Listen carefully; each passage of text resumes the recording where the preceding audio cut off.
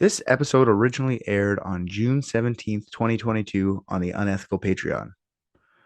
Our guest today is Celeste Brown from Unethical Podcast and Abigail. How did I get the candle? I do love how you call it Kandahar. I don't know how to say it properly. She wasn't in Kandahar at all. She's in Kandahar. It's the shop across the street that sells candles. Oh, Celeste is here. Great. Fuck. Oh, Richard's here. Great. Fuck. I feel like that's how most people greet me. I feel like that's what's going on in most people's minds when I go to a room. Well, that's on the sign above your head that I have that says for service, please Richard, by saying, "Oh, it's Richard." Fuck. You're good at signs. Pretty big sign. Yeah. I knew I should be put you in charge of signs. I'm not sure. I just charge. They're my passion. So. Abigail, for fuck's sakes, where the fuck have you been? Jesus Christ. I was just about to jump to the Middle East. Rick got us drone tickets. I don't know even how I got there. To Kandahar, you would have had to get on a plane, at least, maybe a boat. I think it was a plane. There was a lot of turbulence in that baggage compartment. I have so many questions. What the fuck? We thought you were in jail, man. What the fuck? Officer Virgil, I found he's not even a police officer. He's just a weird BDSM guy. Yeah, he tried to do weird things with me. Like what? Like, I can't tell you the things that he tried to do to me. Don't be shy. Great detail. It's humiliating. Rick, get your notepad out. Write this down. Oh, Rick knows. He's got surveillance. All right. Well, where did he bring you? He just brought you to a plane? He just brought you to a cargo? Yeah, I was cargo, man. I was treated like baggage, which I guess I was. You know what? I didn't even think to call you in jail. I didn't even know. Well, you guys don't give a fuck about me anyway, even after everything I did for you. Accurate. That's not true. Richard cares deeply about bashing your name every time it comes up. So I would say he gives a fuck. A kind one, I don't know, but Abigail Bag of Fail is what I call you. Well, at least you had fun little nicknames for me. Is there anything else we can help you out with? Yeah, I would like you to figure out exactly what happened to Elizabeth Short. Yeah, no, Richard, you're not going to do that. Abigail doesn't have any money. I kind of feel bad for being mean. Yeah, no, you weren't mean. She committed crimes on your property. You're not going to do that. Well, she gave me good drugs too. I just didn't want to tell anybody. She gave me some sick drugs. She did what? She has the best mushrooms in town. I'm just telling you. She gave me some sweet psilocybin based drugs. Why did I hire you? You also drugged me, just so that we're clear on why I don't want to help you. All right, Abigail, I will tell you what. The Dicks can solve your case if you give me one of your candles from Kandahar. I can do that. I got a 2-for-1 deal. You know what else was 2-for-1? Elizabeth motherfucking Short. Okay. You're not wrong, but what the fuck are you talking about? Candle? What is going on with the candle? I want candles. Where are you getting candles? I was in Kandahar. Kandahar. What do you mean you were in Kandahar? What the fuck is a Kandahar? I ran into her at Kandahar. Where the fuck did you think she came from? Why do you think she came here with me? I don't know. I thought she was in the Middle East. Fucking Officer Virgil fucked me again. You're lucky I like candles. An elite team of private detectives. What if balloons are aliens? Maybe that's the key component we're missing. Cover-ups. John's guilty. Mysteries that need to be solved. Maybe Mormons need mountains. Richard, shut up. This case is outrageously written about. Just so everybody knows, it's written about. There's probably about 100 books on this case. Accounts vary as to the specificity of the before what's happened and afterwards what happened. Not in a large way, but some things are negligible. Like you'll see, I go through a few things that could have happened or could not have happened as we go. But people are going to get mad. It doesn't matter. This is so fucking dense that I did the best I could in 7,000 words. So let's have fun. So Elizabeth Short, do you know anything about this, Ricky? I do not. You don't know anything about Black Dahlia? Have you ever even heard about it? No. No, this will be interesting. RJ, have you heard about this before? I think I watched the movie a while ago, and The then De Palma movie, like the Black Dahlia, the movie called the Black Is Dahlia. that who it was? I don't remember, dude. I think I was pretty young when it came out. Yeah, Josh Hartnett. Yeah, that's what I was gonna say. Yeah, okay. That is the biggest piece of trash, close. Well, you never know. Who the fuck knows? But it takes a lot of leaps, but it's a De Palma movie. It's fine. It's good. I think that's probably why Josh Hartnett quit acting then, was for that scathing review you just gave it. Did he You quit said acting? At the time. He's back now, but yeah, he did for a while. Oh no, he just quit again about 4 seconds ago. Mhm. Did he? Oh, Yeah, right what after Richard that said. scathing God review. Damn it. You're fucking killing us. Hollywood's missing Josh Hartnett, Richard. These two crime junkie nerds, you guys have heard about the Black Dahlia before. Celeste. Oh hell yeah. Yeah. Yeah. It's one I wanted to cover for a long time with this because it is one of my favorite mysteries because it's so fucked and it's so random and it's just so what the fuck, you know? So I learned a lot actually because I didn't ever went this much detail with it. I've just heard podcasts and read articles and watched the movie and stuff like that, but I never really went full force. So there's a lot of interesting stuff. So I'm pretty excited to bring this to you. So I like how the rest of the world is like, I read like, a 1-page article in the toilet one time. I didn't get super into it, but you're like, I just listened to some podcasts and watched a movie and researched it and wrote my thesis on it, but not super lots. Well, it's just like, it's not like I sat there and I learned about it. This time I learned about it, you know? My friend that died last week, his band was called the Black Dahlia Murder. Perfect timing, I guess, unless that's weird. Unless it's like a sore spot, then it's kind of weird. Weird that you called her friend dying. Perfect timing. Yeah, okay. I take no offense. We'll see how this goes. Okay, so Black Dahlia, she had a name. Once Black Dahlia, her name was Elizabeth Short. Kind of a boring name. She was born on July 29th, 1924 in Boston, Massachusetts. A lot of articles and podcasts and documentaries that I watched and read and all that kind of stuff. They all said that her friends called her Betty, and then they proceed to call her Betty all the way through the episode. She's not my friend. I didn't know her, so I'm going to call her Elizabeth. I find it weird that you're trying to bring yourself down to a friend level with the murder victim. So she's going to be Elizabeth. All right. Very respectful. She was the third of 5 daughters. She was the middle child. Her parents were named Cleo and Phoebe May Short. Cleo had a wicked job. He had a hilarious job, actually. He built miniature golf courses, and he was very successful at that. He went around Boston building mini golf. I love that. That's fucking awesome. Yeah. Turns out mini golf courses aren't recession proof, and Cleo lost all of his money in the 1929 stock market crash. Who would have thought? You know, Not I. I would have thought building miniature golf courses would last forever. In 1930, Cleo left the family when Elizabeth was only 5 years old. Cleo's car was found abandoned on the Charleston Bridge, so they assumed that he'd parked it there and jumped to his death. Oh, sucks. After that, the family moved around quite a bit, from Boston to Portland for a little bit, and then finally settling in Medford, which is just basically a suburb of Boston. It's a smaller city that's just outside. It's like 63,000 people. So it's not really what Phoebe was used to with the big city life, but they got used to it and they made it work. Phoebe took a job as a bookkeeper in Medford to support the family. Elizabeth had severe asthma and emphysema and bronchitis. They kept mentioning every fucking lung disease I could think of, but it was so bad that she had to get lung surgery in 1939 when she was 15 years old. I'm sorry. Lung surgery? 19 Yeah. what? 1939. Yeah, exactly. I was like, that. How did she Jesus. survive? Like fucking Christ. They just like, they just like take them out of her chest and like ring them and then just like stuff them back in there. I hope it's just pulling the lungs out and wringing them out. That's funny. They didn't really get it. I was trying to figure out what kind of lung surgery you could do for asthma because I didn't know you could do any type of lung surgery, but maybe they just cut her open and like give her a little hole scrape to get some scrapings. I don't fucking know. do you get like polyps or some shit on your lungs? I don't know. I was thinking about it too. I was like, I should get right into asthma and figure out what you can do, but then I just didn't.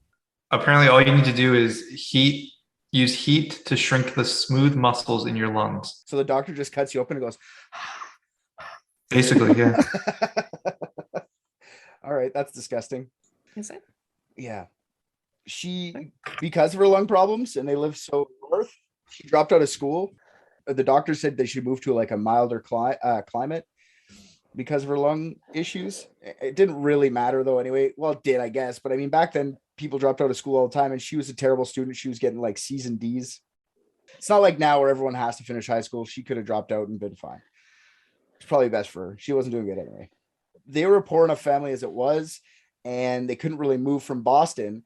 So what they did, they would just, in the winter months, they would send Elizabeth down to Florida to go live with some family friends. So every summer, like I said, for 3 years, she kept going down to Florida. All this stuff just attributes to them being like, they're not rich people to begin with anyway. So like the lung surgery probably cost them a shit ton. Sending her down there, down south all the time probably cost them a shit ton. So Phoebe had to get a couple extra jobs. Plus she was on welfare. They were fucking poor. Okay. And the reason I'm even bringing up they were poor is because it kind of makes a difference as to what Elizabeth does coming up soon. The only real thing that they did for fun was watch movies. Film was their thing. So Elizabeth fell in love with the whole acting Hollywood, wanted to become a big star and move off to LA to become that. Even at like 14, 15, that was her wish. Yeesh. Yeah, it's a thing that I had the same thoughts trying to get into comedy and stuff, being like, let's go. But it's not what you'd think. There's only 6 people that actually make it really big. The rest of them live like shit. Like, it's not a fun life being an actor or comedian or something like that. It's not as lavish as you might want it to be, or you might think it is. I don't know. It's like playing the lottery, right? You're so friggin' unlikely to win, but you still play. Some people can't help themselves. Like I have decent job. I don't have to do half the stuff I do. I just do it because I need to. Like my brain makes me. You know what I mean? Like I have to put on shows. I have to do this stuff. Otherwise I'll go crazy. Well, you're reasonable, right? Some people are like, I will be like a sexually assaulted waitress for years trying to make it big in Hollywood until they age out, basically. Yeah. People live like trash and they in love with their life too because they are acting. I've got a side part in Bones. You're like, I love my life. Like that's all they do their entire career. Anyway, she loved that. She wanted to do that. 1942 rolls around. Phoebe gets an apology letter from Cleo in the mail stating that no, he did not die. He just left her and the kids and started a new life in California. So that's exactly what I was like. Excuse me, what? Yeah, he pretended he died. Like, I don't know what's worse on that. Like, he pretended he jumped off and like everyone went, okay, he's dead. And nobody seemed to go look for him. Like nobody cared. Everyone's like, okay, he's dead. Let's move on now. You know what I mean? Like no more mini golf for us. No big deal. Well, the mini golf is still there. Yeah, it's still cool. You could always do that. Actually, Cleo's letter said that he wanted to come home. He felt bad. 12 years later, like, I want to come home and be with you, my Phoebe. And she was like, right off. Yeah, get the fuck out of here. You're not coming home. Good. Imagine faking your own death to get away from your kids. But imagine everyone not even giving a shit that you faked your own death and just starting a new life. Like nobody seemed to care. So why fake your death? Just leave and don't come back. That's how much ego this guy probably had, though. He probably thought everyone's going to be devastated. They're going to come crawling looking for me and things are going to change 12 years later. I get the appeal of faking your own death. I really do. But the girls found out about their father's non-death. And I'm guessing that put some strain on them. But Elizabeth was 18 at this time. And the news of her father being alive actually really excited her. I don't think it's because like her house life was terrible. It's just she was poor. And the excitement of having someone in LA, because that's what she wanted to do. Like in California, she could just, now I can go there. I can be that person. I can do the thing I want to do. And 18 years old, perfect age to do it. In December 1942, at the end of the year, her dad sends her $200 to travel and to come live with her in Vallejo. Damn, what's he been doing that he's got bank?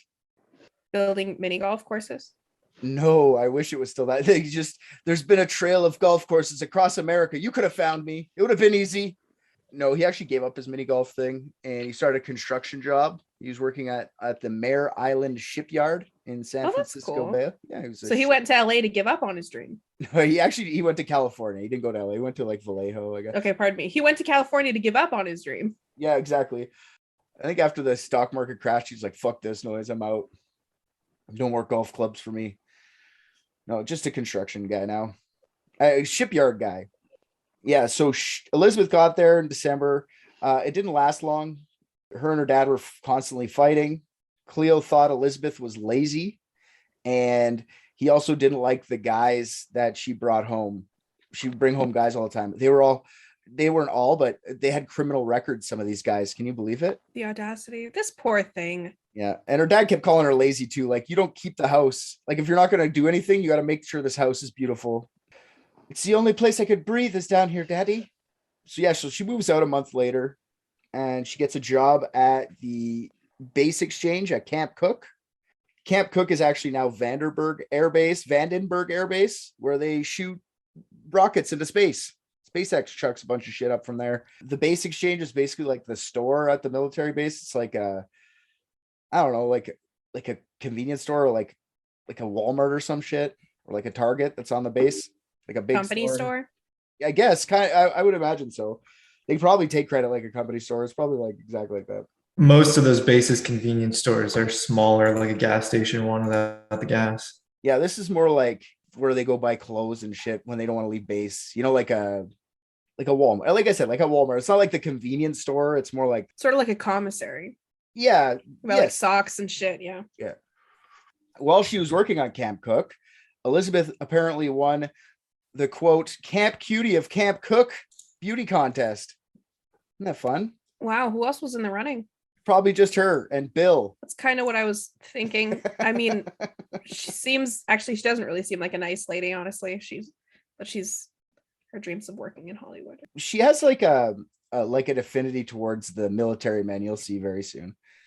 Yeah, she was living with an Air Force sergeant who abused her, apparently. Nobody ever said his name or anything or what kind of abuse. So he could have just yelled at her. I don't know. But she got out of that by mid-1943 and moved to Santa Barbara.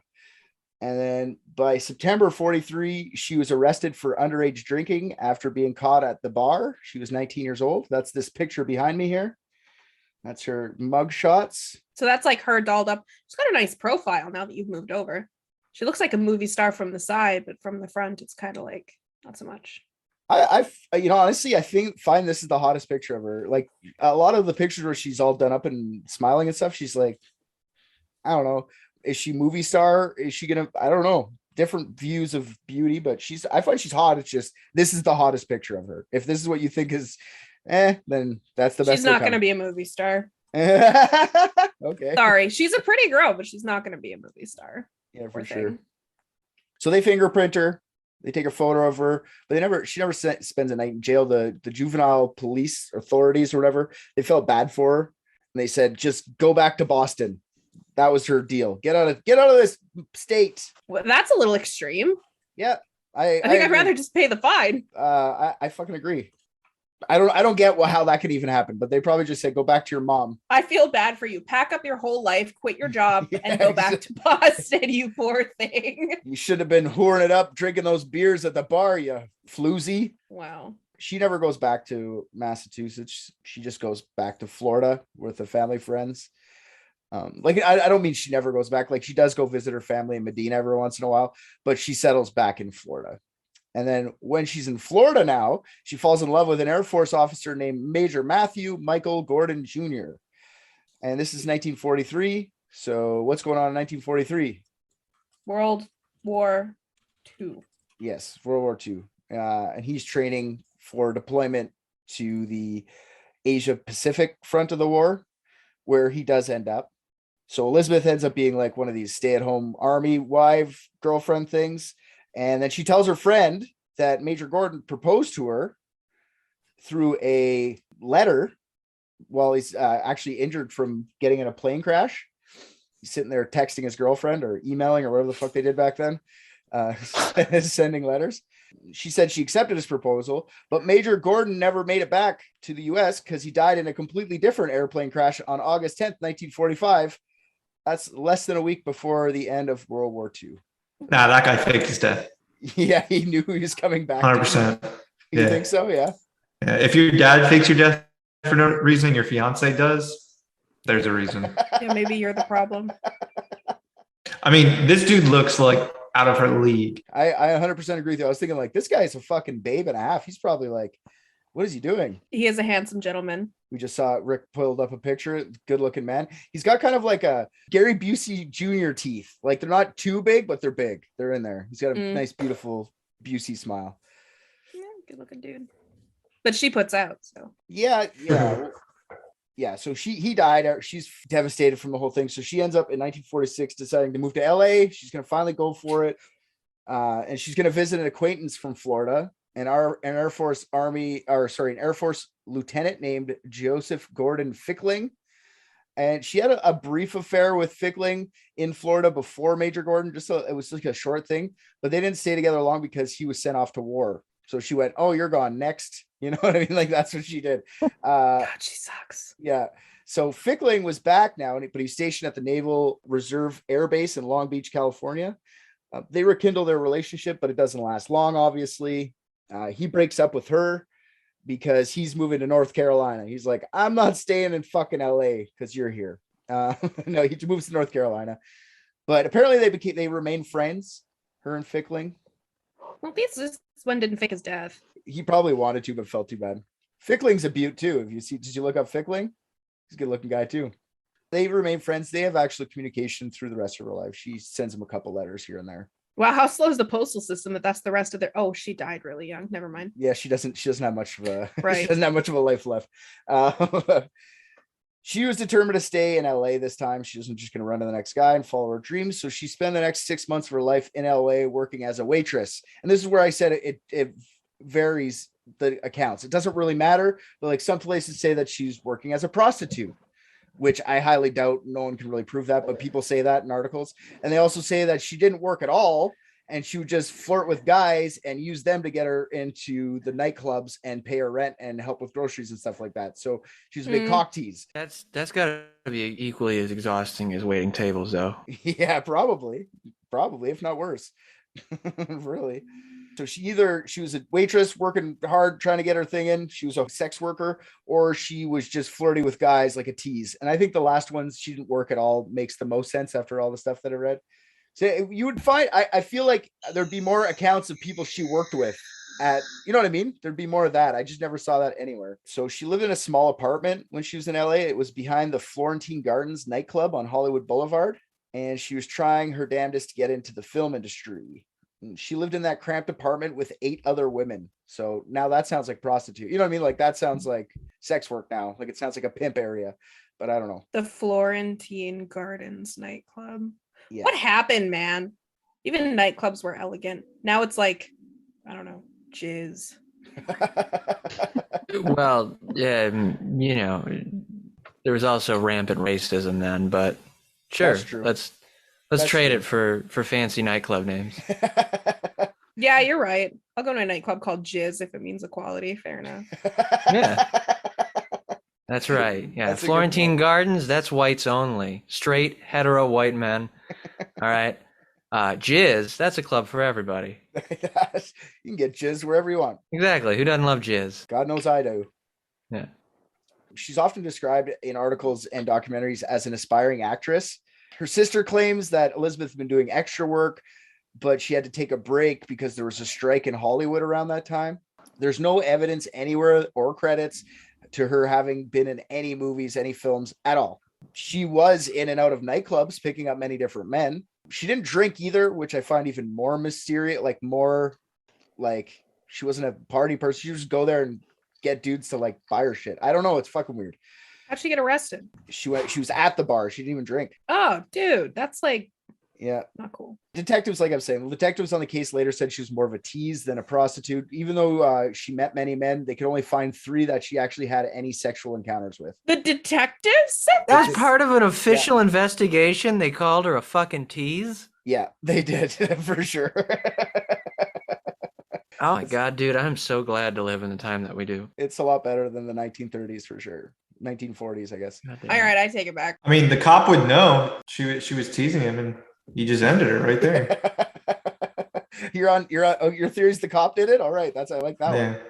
one. Okay. I think it would be solved if that was the case, because he'd say that and then everyone would be like, yeah, all right, cool. Here's more official investigation stuff. They called her a big fat liar. She lied about everything. She wasn't fat. Yeah, that's true. She's 115 pounds. No, not as fat. Apparently, Elizabeth lied a lot, especially one lie she would tell to a lot of people, that she'd lost a son during childbirth, and that was completely untrue. Never had a kid, not once. But she would tell people for sympathy, I lost my kid. I'm guessing she lied a lot about a thing. Like she told her sister she was doing extra work. Lie. She was probably not. She was trying, which she probably never got one role ever. She tells a guy later on that she's dating someone from the studio. Probably a lie.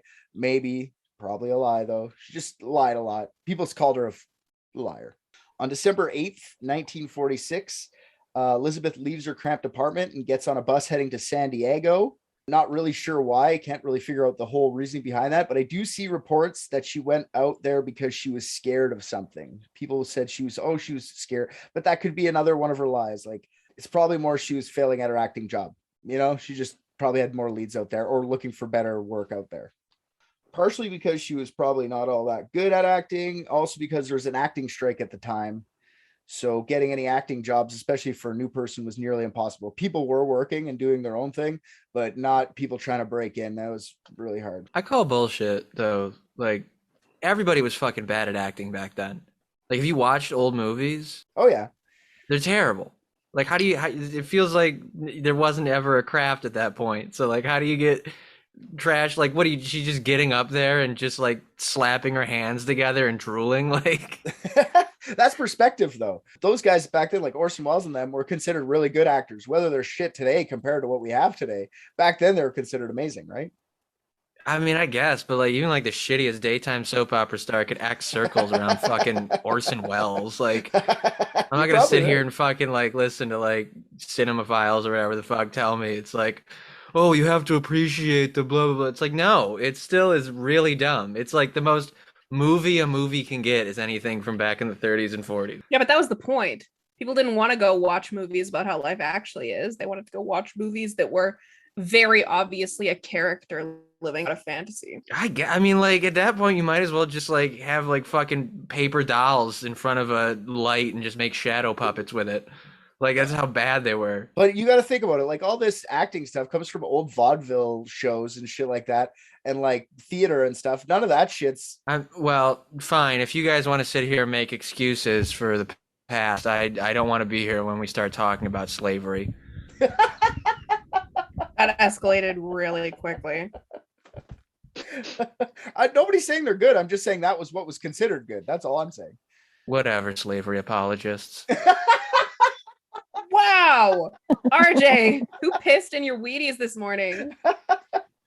Look, man, I'm all fired up. All right, I had technical difficulties. It doesn't fucking happen in my house. All right. Why are you so mean? I was so excited to see you, Rick. You're my new favorite.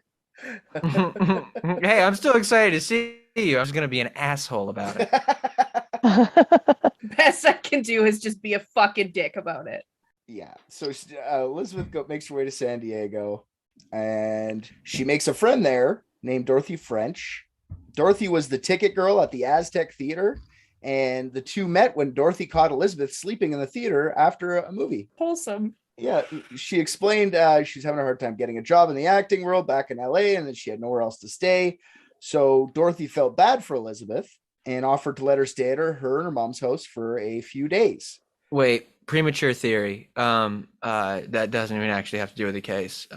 She had narcolepsy and she fell asleep all the time, and because it was the 30s, people kept date raping her, so that's why they called her a tease.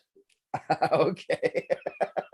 RJ's attacking the 30s right now. Just like, or no, what year are we in now? 1940. 1943. There's no possible like meaningful distinction you can give me between those two decades. Sorry, 1946 is where we're at. Consent didn't exist then anyway. Exactly. So, I mean, that's what I'm saying. So you're just falling asleep in movie theaters. It's like, oh, you tease. I thought the tease thing was hilarious too, because all she was doing was living her best life, going out there fucking having some fun. Yeah, falling asleep in movie theaters, shopping departments, as they called them then. How dare you suggest she was a prostitute? Yeah. How dare you suggest that she's just sleepy.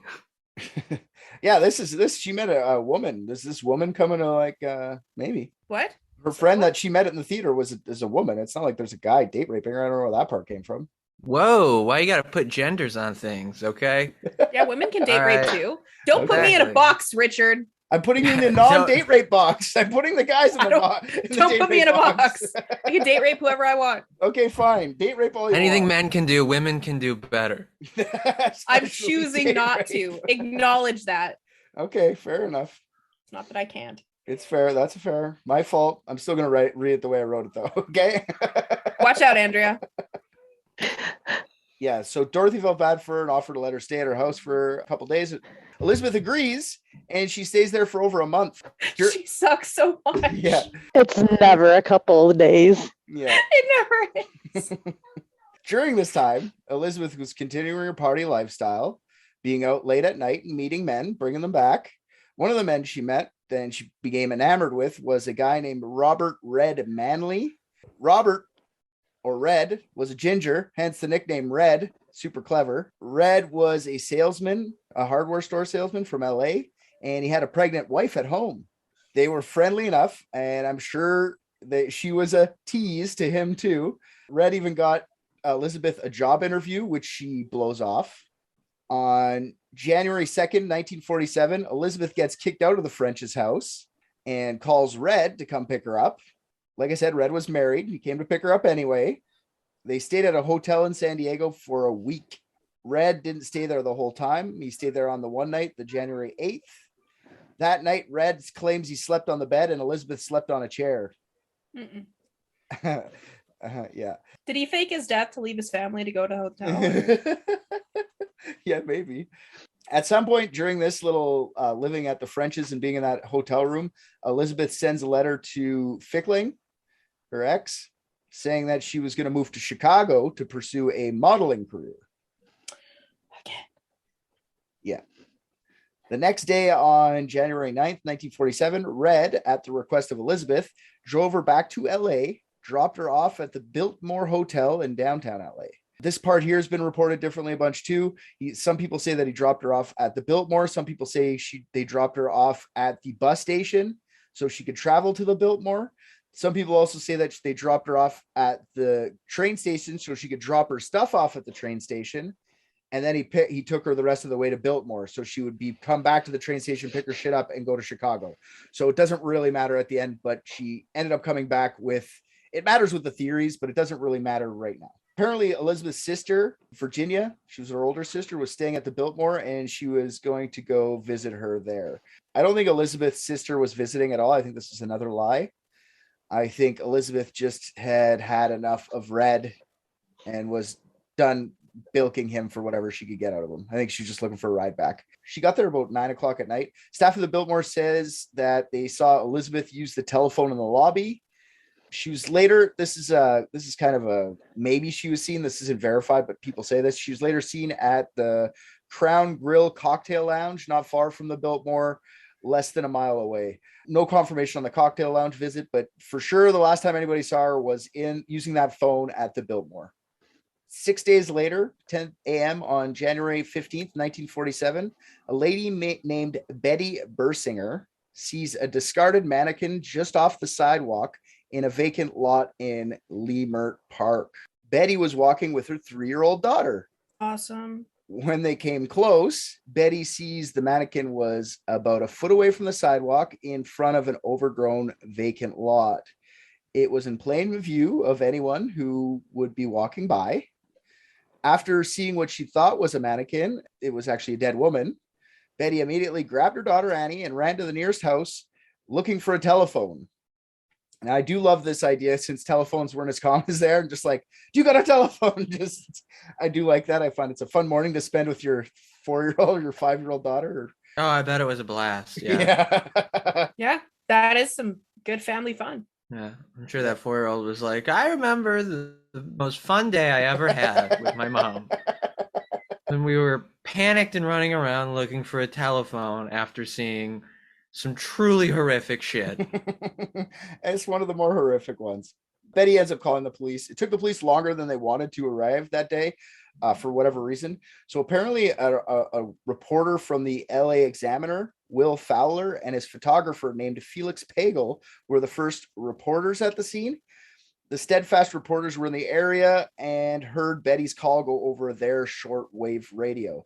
Fowler claimed that he was the first guy there, and he even did the close eyes dead person thing when you put your hand over their eyes. Do you check her pulse? No, fuck no. He's got a camera. He's a media man. He's not going to check a pulse. He's here to report the story. He doesn't want to be part of the story. Oh, this is a reporter. Sorry, Yeah. I was unclear. Wait, I'm sorry. Her pulse, was she not only half of a person? What's your point? Okay, yeah.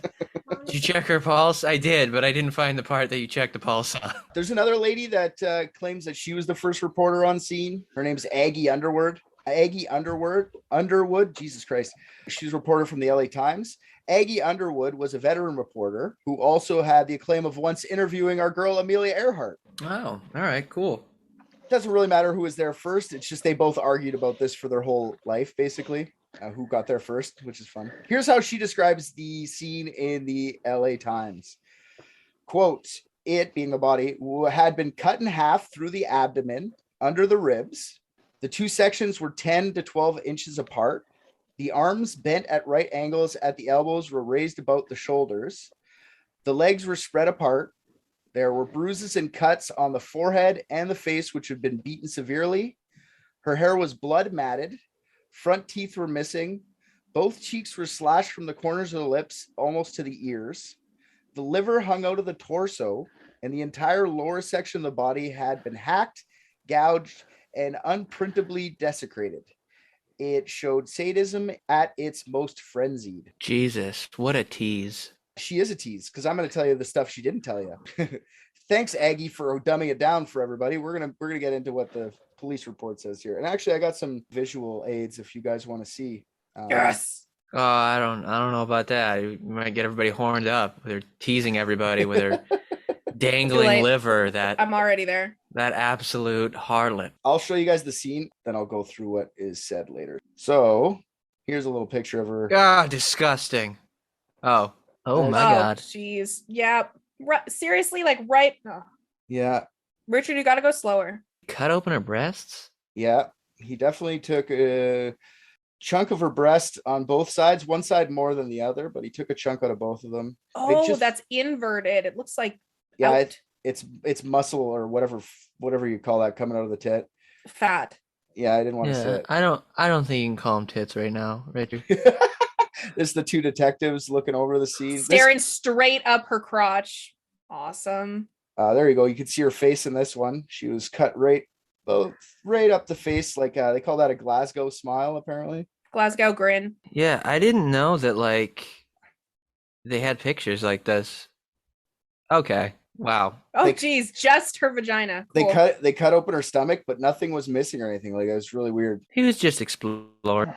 Why does she look so much shorter? Well, if you add the two halves together, I think she gets a little bit taller. Yeah, but I mean, like the top half looks short, and so does the bottom half. Like, was she really short? She was 5'5", I believe. Oh, really? Yeah, that's not that short. Yeah, it's right on the sidewalk. Like, look how close that is to the sidewalk. It's fucking. And they thought this was a mannequin. What kind of fucking mannequins did they have in the 1940s? Yeah, from far away. Because it's too far apart and she's super pale because there's no blood left in her. Yeah, I mean, like, to be fair, like, it probably wasn't like, you know, like when like you're driving down the road and it's like dark out and there's like a plastic bag in the road and it's like kind of like waving around and you're like, oh, it's a bag. And then your brain's like, no, it's a cat. It's dying. Like, yeah, and then for sure. Your brain's not expecting that, so it's going to see what it wants to see until it gets close enough, right? Like, yeah, that happens to me all the time. Like Mirage or whatever, like, your brain sees what they are familiar with. That's why people like with alien encounters and shit, everyone says it's like fucked up to see aliens because you want it to be human, but it's not. So it like fucks with your mind. Right. Well, yeah, and they're not real. So that come on, helps with. Yeah, I don't know about that. I like look at things and I'm like, ooh, is that a body? Do I get to call the cops? I found a body. No, see, that's not a body. You're one of these true crime people like me who thinks it's a body every time too. But I want it to be a body every time. That's what we call neuroatypical, guys. This is what they put in the paper. This is what they actually found. This is the picture they put in the paper. It's a blanket covering it, and they covered up. It's not a real like they fixed her face. Yeah, they fixed her face. Plus, it's not a real blanket. It's like it's like early Photoshop. They kind of put a little thing over top that made it look like a blanket on the film, which I find amazing. Yeah, but look, she made it in the newspaper. She made it, Mom. I'm famous. She's infamous. She did it. That's the photos. Here's what comes out here. So when the police arrived, flies were buzzing around the lifeless 5'5", 115-pound Elizabeth. Elizabeth looked like a mannequin because she was in two parts and pale as a ghost. She was bisected at the waist, which was mentioned, but you need to understand, to separate someone the way the killer did, you would have needed very specific surgery background to do it. The second and third vertebrae were cut cleanly through. Not just like something an average Joe would have done. There would have been a bigger hack job to get that done, but it was perfectly done. The cuts were surgical. None of the internal organs were harmed in the dissection process. They call the cuts on her mouth the Glasgow smile. I mentioned that earlier. 3 inches towards her ear from her mouth on either side. Not only that, she had been beaten to a pulp. Her front teeth were missing, like Eleanor described. She had a bunch of bashes in the head, bruising all over the face. She had multiple lacerations to the mid forehead, the right forehead, and the top of the head at the midline. There were some lacerations on the intestines and on the kidneys, which were out, by the way. They weren't in there. Both intestines and her stomach and her kidneys were stuffed underneath her butt to keep her up a little bit, as like a little pillow. That's where the lacerations probably came from, was pushing her intestines underneath her. Her uterus was small and had no signs of pregnancy. No sperm was detected on or inside of Elizabeth. The lower abdomen area is cut open vertically, but nothing is missing or damaged. She was fully drained of blood, meaning she must have been killed somewhere else. One of her breasts had been cut apart and the tissue taken out of it, and the other was missing a chunk of skin completely. There was a chunk of skin from her knee that had been cut off and stuffed inside of her vagina, along with some grass. The knee skin that had been cut off had a tattoo of a rose. Oh, Oh, does it make sense now? yes. Yeah. Oh, okay. Yeah, good. Get on my level. That chunk of knee was also stuffed into her vagina. Her vaginal and anal areas were mutilated, most likely after death. Her anus was dilated to a 1¼ inches. The neck, ankles, and wrists all had ligature marks as if she'd been bound. She was posed with her legs spread, her arms above her head at 90-degree angles pointing upwards. She smelt of gasoline as if she was doused to remove some evidence. There was evidence of her head getting smashed by some sort of blunt object.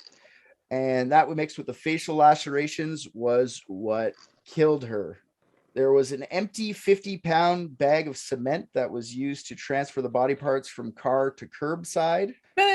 Sorry, what? What killed her? The face scar, the cut from on her cheeks, her face lacerations, plus a couple bashes to the head. So what'd she die from? Blood loss? Blood loss and what Blunt force trauma. it's not blood flow, hematoma or something in the brain. Subdural hematoma. Yeah, Oh. Yuck. That's a bad way to die.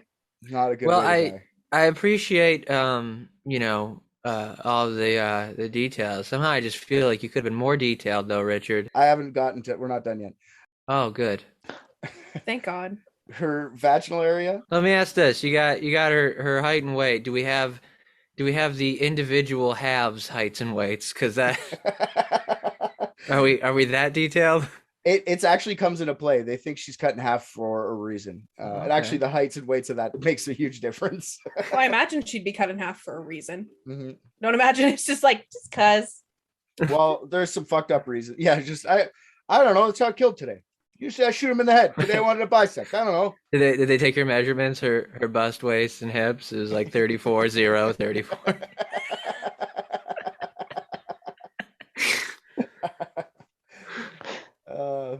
The mutilations happened postmortem. Oh yeah, her vaginal area had it looked like they were like whipping her. They had X marks or something. They were doing something like that on her leg. She has a messed up. I don't even know. It's like someone took a scalpel or something and like sliced it like that. Yeah, I saw that.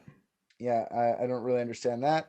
Doctor, that's it for the description. I think I got the most of it as I could. Dr. Frederick Newbar, the medical examiner at the time, thinks her blood was likely drained in a bathtub somewhere because that would have been noticeable. Dr. Newbar also determined that she died about 10 hours before they found her. So either late night, January 14th or early morning, January 15th. She was nude and had no identification, and therefore the police identified her as Jane Doe. They later identified her using her fingerprints, comparing them to her juvenile drinking underage record. This was also a hard task for the police to accomplish. The LAPD at the time didn't have their own fingerprint analysts, so they had to send them off via airplane to Washington so the FBI could do it.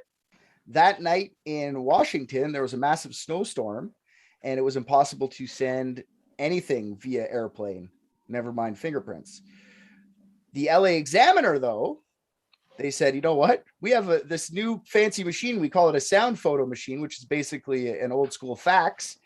And we can send off those fingerprints to to the FBI headquarters for you guys. But they only agreed to use this. The examiner's like, we can use this, but you have to keep us up to date with any developments on the case. Yeah, but how fucking shitty is a fax machine? Like, how could you possibly match fingerprints that way? It had never been used before in this capacity. And so it was, it was groundbreaking idea at the time. They like blew it up huge, the fingerprint, and they sent it through the fax machine, and they got a fingerprint match within 56 minutes of getting the prints. So it couldn't have been that hard. Worked pretty good. The LAPD didn't like the deal of the examiner, but they knew the examiner was going to do it whatever they wanted anyway. They were already there, took fucking close-up pictures. What's the worst that could happen at this point? Detective Jack Donahoe, he was the head of the LAPD homicide division, was pissed about it, but he let it happen. In the early days of the investigation, Aggie Underwood named the killer the werewolf, but that didn't stick. About 4 or 5 days into the investigation, it got changed to the Black Dahlia because of apparently Elizabeth liked to wear black all over the place. That's what people would say about her. And there was a movie out at the time called The Blue Dahlia. Blue Dahlia is about a husband who comes back from war and is suspected of killing his wife after he finds out she'd been cheating on him while he was out in battle. So the implication is that she cheated on her husband. Red Manley, right? She was the cheater. She was the Homewrecker. Homewrecker, that's the word. 2 seasoned detectives from the LAPD took charge of the investigation, Harry Hansen and Finis Brown. The detectives automatically thought this was no ordinary murder, no shit, but right away they thought this has to be like some sort of surgeon or someone with a medical background. It can't just be like Joe Blow gangster. During the first 24 hours of the investigation, they started to look into would have the skill set to pull off such a feat.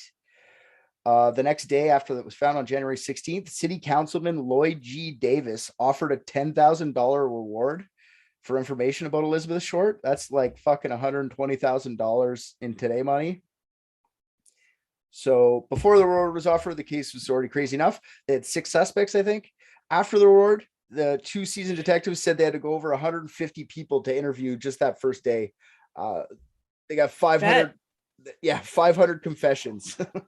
Confessions. Yeah. The examiner broke the news to Phoebe that Elizabeth had died. The newspaper called Phoebe, and instead of telling her that Elizabeth had been murdered, they told her that Elizabeth won a beauty contest, and all they needed was some background information on her so she could claim her prize. God damn. Yep. Thank God for ethical journalism. Am I right, guys? Yeah, for sure. Jesus Christ. Yeah, after they got all the background information they wanted, the reporter just decided to tell Phoebe the truth. Psych! She was psych, not a beauty contest. Did I say beauty contest? I mean best Joker contest. Best looking body in the morgue. If you guys are gonna call the show unethical, you need to start doing some really heinous shit. But like just like fucking putting people through traumatic, awful events like that. Like, where's that episode? We brought you into this show. I think we're done. Okay, well.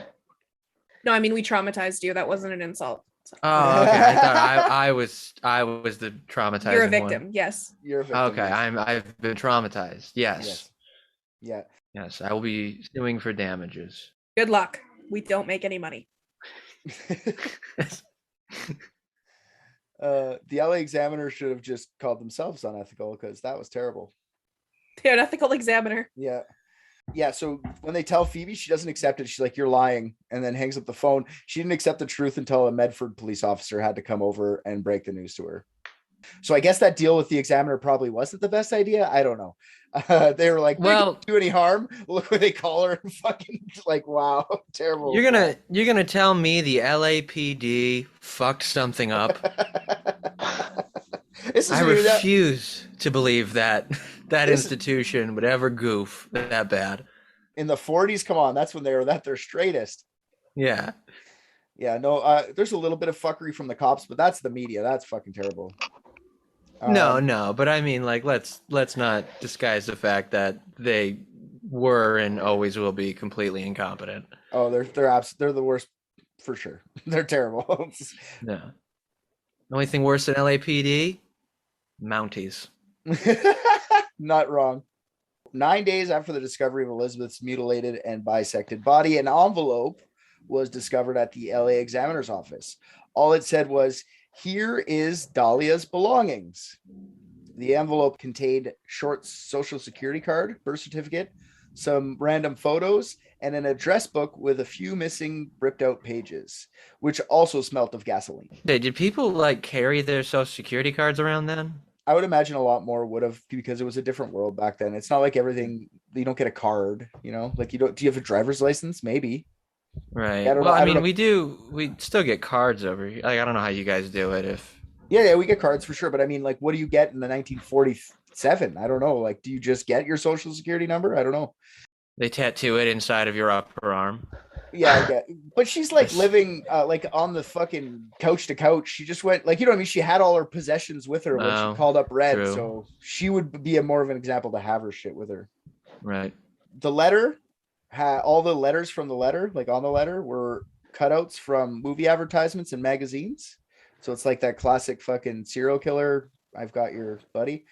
This letter didn't really lead to anything, like any new leads or anything, except for they knew whoever killed Elizabeth was willing to taunt the media. So they had that part of it. 2 days after that, a handwritten note was sent to the offices of the LA Examiner.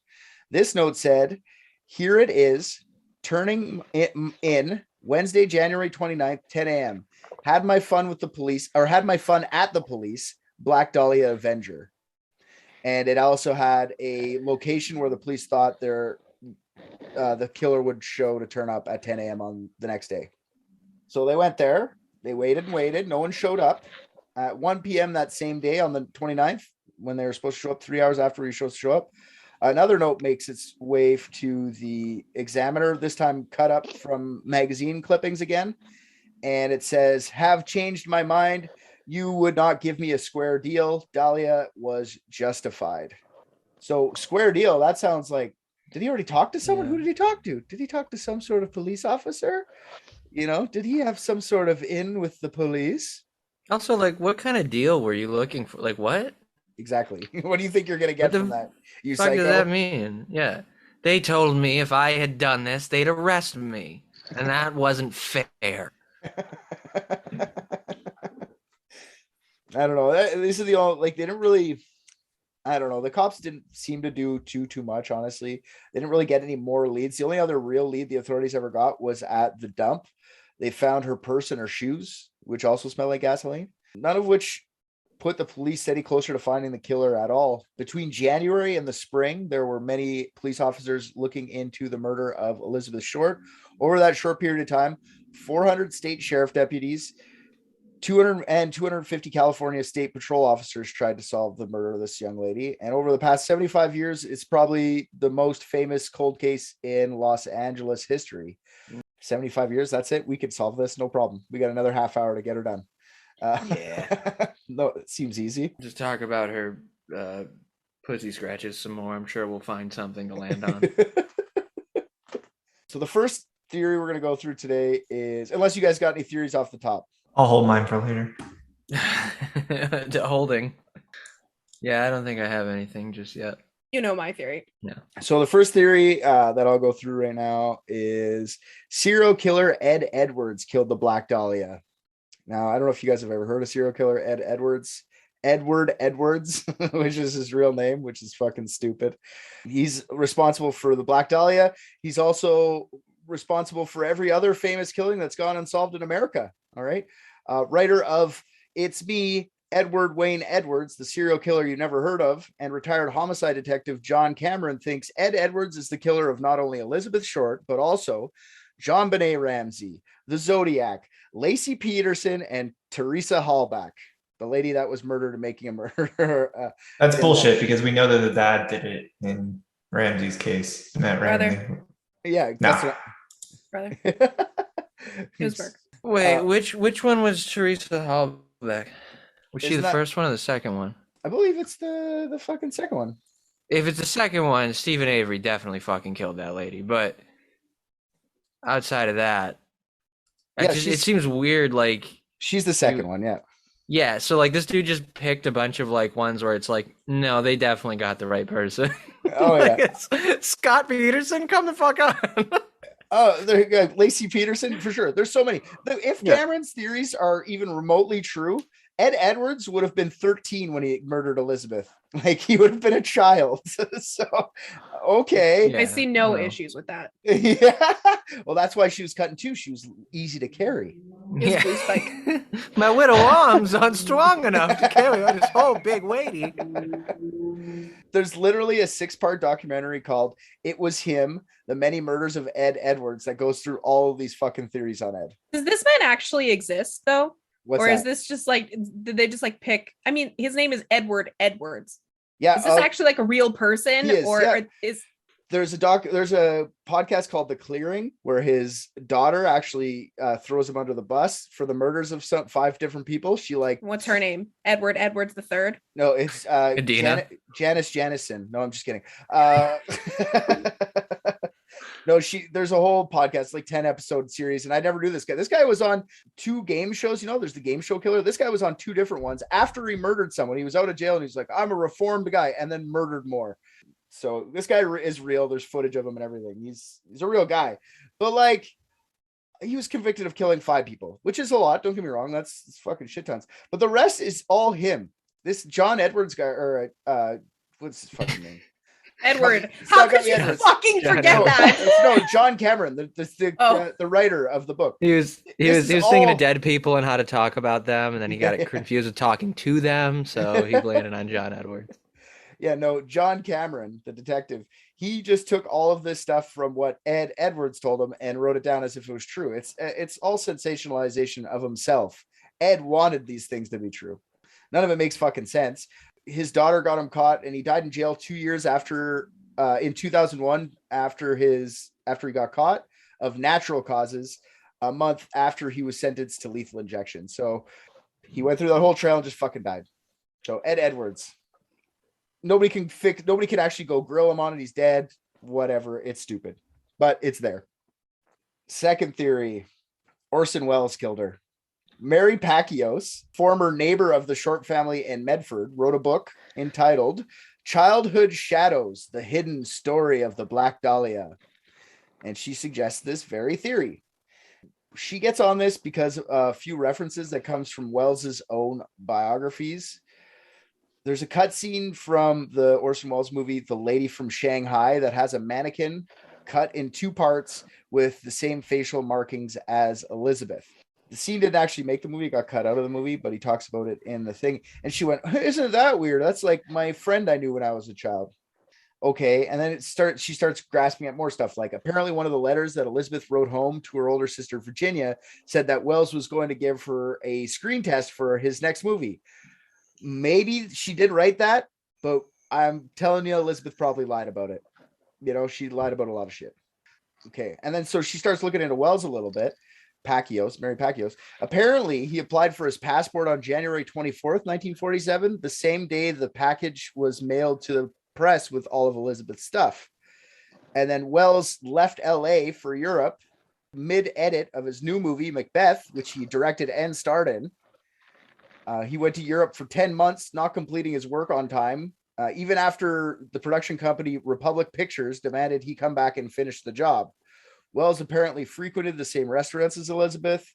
Her friends said that she was dating someone from Columbia Pictures at the time of her death, but they weren't sure who. So that sounds like another lie of Elizabeth's. I'm not doubt that she said that, but was she dating someone like Orson Welles? Maybe. All of this sounds far-fetched, like I said, but why the fuck would Orson Welles even want to kill this lady? Pacquiao said that Welles had a volatile temperament and maybe it was done in a fit of rage. He bisected her. Yeah, you ever just been so mad you kind of like lose time, and then like you drain all the blood out of whoever you're arguing with, and you cut their face in 2 and cut them in half and strategically stage them in a field so that onlookers can find them the next morning. We've all been mad like that. I've been Welles mad. I've been Orson Welles mad. Yeah.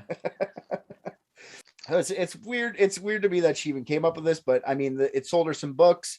Orson Welles was never an official suspect ever, but Pacquiao made her cash and ran with it, just using the Orson name. All right, so that's that one. This is another theory, and I'm sorry, but it is one. Elizabeth was a lesbian, and lesbians kill men. I'm not joking. This is a regular thought back in those days. There was a theory that Elizabeth had checked her baggage at the bus station a week before she went missing. And the only way she could live without her stuff would be if she was staying with another woman to give her the essentials. She couldn't just survive without her stuff as a woman. They say the reason she was bisected, like I said, she was smaller, so a woman could carry her. A woman can carry a full body like that. Oh, bisected, bisexual. Bisexual. Yeah, exactly. Bisectional. One of the first women, or one of the first people to confess to the murder, was a WAC, or Woman Army Corps sergeant. It was found to be baseless, but a queer female woman surgeon was on the list of suspects in the LA District Attorney files about the case. Also, though, in the same file, there was a note for Elizabeth about Elizabeth that, quote, Elizabeth had no use for queers. So I don't know why they even had the lesbian in there, but people looking at the list of suspects went, oh, it must be a lesbian. I don't know. It's like, it makes me think of like Reefer Madness, how like this is how people are when they smoke marijuana. Women, lesbians just kill men, and that's just what they thought, you know. Yeah, I've seen that movie. That lady smokes pussy and then cuts herself in half and leaves herself in a field. That one's called Muff Madness. I'm still confused about the argument of lesbians kill men. Yeah, that's what they thought. They're just like, it must be a lesbian. But this is a woman. Sorry, I'm dumb. But yes, not that they kill men. She was flirting with guys all the time, even though she was a lesbian, and then a man killed her. I should have said kills men. I should have said men hate lesbians is what I should have said. You're right. Oh, well, yeah, I mean, that's true. That's probably still true today. You think men hate lesbians? Oh, I think there's a large portion of the population that probably hates lesbians. Do you hate lesbians? No. Okay. I had a roommate who was gay though, and he hated anyone who was bisexual because he said that's not real. Bisexual from a gay person, they said that? Yeah, that's very common actually. Yeah, the one thing that's really beautiful about the world is that intolerance knows no color or creed. Yeah, man. If Chris Chan can hate people with Asperger's, the gays can hate the bisexuals. I guess so. Okay. And that's why most people hate white people. Not because of the other fucked up shit that we do. Just intolerance, you know? Hold up. This is the first time hearing about this. I thought everybody loved us. Yeah, you guys, you white people, I think need to be taken down a peg. I'm okay with it. We've had a high peg for a while. Let me take some down. High peg. I find it a bold statement that she has no use for queers. Many of the Hollywood elite are, in fact, closeted. Yeah, what? You don't want slaves? Come on, Elizabeth. Not where I was going with it, but okay. That's just what the police said. That's why I find it hilarious. The cops are like, they don't really know her, and they just went, she had no use for queer. How do you know that? Somebody just said one time, like while you're interviewing them, that, oh, she didn't like the lesbians or something. Like what? Anyways, it's random to me. Yeah, so I shouldn't have said, you're right. Duh. Elizabeth a lesbian and men hate lesbians is what I should have said, not lesbians kill men. I'm dumb. So men kill lesbians. Yes. Men kill lesbians. So that was like the conclusion where it's just like men kill lesbians, and they were just like, fuck it, pack it up, go home. We figured it out. Yeah, there's more to the men kill lesbians thing in a bit, but I mean, it's the lesbian killing a lesbian is what this one was. There's a lesbian surgeon who did this. Lesbian surgeon. What did they say? Not lesbian surgeon. They wrote queer female surgeon was on a list of suspects. Queer female surgeon. I'm sure there was lots of queer female surgeons. So yeah, in the 40s. Yeah. Wait, was there a specific woman who was a queer female surgeon that they had on the list, or did they just say it could have been a queer female surgeon? Oh, okay. Sure. I thought you meant there was an actual me too. name. Yeah. No, there was just a woman. There's just probably someone out there who's queer woman and a surgeon. That is very fun because they would like name that like it's probably a lesbian doctor person, but then in like the same breath they'd be like, no, women can't be fucking doctors. Stupid. Yeah. Yeah. No, that's good. Write that on the board. Yeah, they were like, think outside the box, Jim. Think outside the box. Queer doctor. Oh, good one. All right, so let's move on. Next theory here is Robert Red Manley killed Elizabeth. Some people like Red for the murder, still do.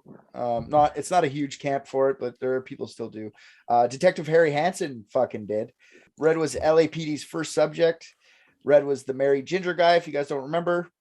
She went to San Francisco. Red was the last person to see her alive officially. Red was discharged from the military for mental illness in 1956 after Red was claiming to hear voices. He and his wife got back together, but they were very upset about the whole thing for a little while, but she did get kicked out for hearing voices. So Hansen interrogated Red thoroughly in the first few days after the murder. Red claims that he and Elizabeth weren't in a serious relationship. They were just friends. They didn't even have sex. But maybe they did.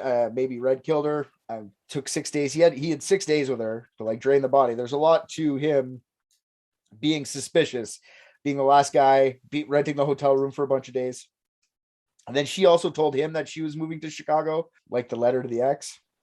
I don't know. I just feel like Red didn't really do anything. Well, I mean, that's heavily dependent on what the voices said.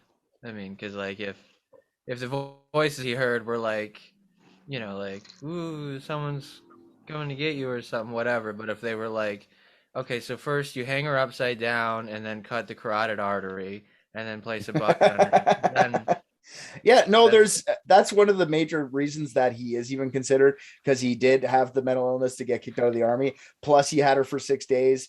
Plus, he would have a lot to hide because he's a married guy. But there's not enough. Like Hansen fucking gave him 2 polygraph tests, passed them both, and he had a fucking alibi for where he was. I'm also curious what they considered mental illness, though, because they say hearing voices, but it also could have been something just like, I'm sad, doctor. And he's like, what? Who's telling you that? And he's like, I don't know, myself. Like, get the fuck out of here, crazy. Yeah, I guess. You're right. Mental health isn't the same as it was. Now it is as it was back then. So who the fuck knows? Right. Honestly. I don't think that holds water. He's not queer, female, or a surgeon. Hey, he's a ginger, though. You don't know what those voices told him he was and what he identified as. Yeah, you don't know what the voices were. Yeah. Just medical school lectures. Yeah. Also, how to do trans surgery, like bottom surgery. What is it? Bottom surgery. Bottom. He was trying to he can turn himself into a woman, and then also, just by the very sheer fact of doing that, that does make him a surgeon. And then as long as he's crafted a vagina for himself, and he did it himself, then he's a woman surgeon. And also gay if he still likes women. If he still likes women. Yeah. Yeah, he was dropped as a suspect early in the case, but some people still call him out for it, even up all the way to his death in 1996. This one here is a fun one. This one I find pretty funny. Theory that a guy named Norman Chandler killed Elizabeth Short. This theory is brought to you by a guy named Donald Wolfe in his 2005 book, The Black Dahlia Files, The Mob, The Mogul, and the Murder that Transfixed Hollywood, or Los Angeles, sorry. That's so many words. I know. I hate the fucking books like that. Just call it The Black Dahlia Files. We're fine with the rest of it. Norm Chandler was the publisher at the LA Times between the years 1945 and 1960. This theory is that Norman Chandler impregnated Elizabeth while she was working as a prostitute for the infamous Hollywood madam Brenda Allen. Brenda Allen was a famous brothel owner and might get an episode of Unethical dedicated to her. I went into her. She is a little bit too much to get into now. Just know that she was a famous madam. So instead of having a kid with the hoary, I'm writing hoary in quotation marks, Elizabeth, Chandler gets his good buddy Bugsy Siegel, the legendary mafia man, to offer for him. None of this fucking makes sense. I don't know how many times I have to say this. She was never fucking pregnant. I'm going to say it a bunch more times. She wasn't a fucking call girl. Anyone who investigates this finds zero proof of either of these theories. And if it was a hit for Bugsy Siegel, why the fuck did he do all the mutilation? Like, he's a mafia guy. What's the point of the show? You know? Fun. Gangster. Yeah, I guess so. But like, why didn't Bugsy Siegel do that? He killed like so many people. Why did he do that all the time? Just this lady? You would have just shot her. That would have been the end of it. If that was true. But she sucked so much. Or did you forget that? Yeah, that's true. Tortured her for days. Well, I mean, she was really asking for it, you know? She was a tease. Yeah. Also, what better way to throw people off your trail than just by like classically shooting them all, and then just like doing the most heinous thing in the world one time to somebody. I guess. Like, Yeah, pro tip for serial killers: switch it up. Yeah. Switch it up. Vary the tactics. Yeah, well, hey man, serial killers, the reason they get caught is because they don't switch it up. So I think that's a real good pro tip. They just get worse and worse with the same shit. So that's that one. This guy says that, yeah, Bugsy Siegel did it for a guy who got her pregnant. Okay. That's a theory though. Next theory, Joseph A. Dumas, Dumas, Dumas. Anyways, Joseph Dumas was a 29-year-old soldier who confessed to the crime early on in the investigation. When he first confessed, the story was huge. It was like finally a big fucking break to this, and it was on the front page of the LA Times. And this is the only time ever. The LA Examiner had her on the front page a bunch. The LA Times, this was the only time she was ever on the cover, ever. After a bit of investigation, his confession was considered a lie because he was later found out that he was stationed at Fort Dix on January 15th. So Where? Fort Dix. For real? It was also found out that he was not a queer surgeon. Correct. Was he a female? He a female. I don't know. We didn't get a chance to ask him before he died. Yeah. You're assuming his pronouns. You don't know. Yeah. We didn't get a chance to ask for the death of that person. It doesn't give you the right to fucking assume just because you didn't get to ask. The thing that's the most interesting about this guy to me is that he claimed it even past the cops were like, "You're not the guy. We know you're not the guy." He's like, "I'm totally the guy," all the way till he died. His whole life, he was like, "I killed Elizabeth Short," and everyone's like, "Just shut up, man. You didn't do it." That's so weird. Like it was for sure me. Yeah, exactly. His whole life. So I find that interesting about the whole thing. Yeah, but you think someone that crazy would just like kill someone else if he really wanted the fame? Yeah, for sure. Well, just go kill. Yeah, exactly. If that's what you wanted, go fucking Black Dahlia somebody else. You'll get it. Oh, I don't know. When you hit a masterpiece the first time. But like, what if he did kill her, but like someone else did everything else? Like they just like found her body in the trash, and we're like, ooh, A toy. Yeah, that could be it. yeah. Look what I can do. Where is Fort Dix? How far away? Right here. Yeah, we're Right in now. it, bud. This is Fort Dix. Dix is with an X, D-I-X. So it looks like New Jersey. Yeah, he's far out. I forget what they said, but it was far enough you could never make it there and back. Well, unless that was the same year that the military figured out time travel. That's true.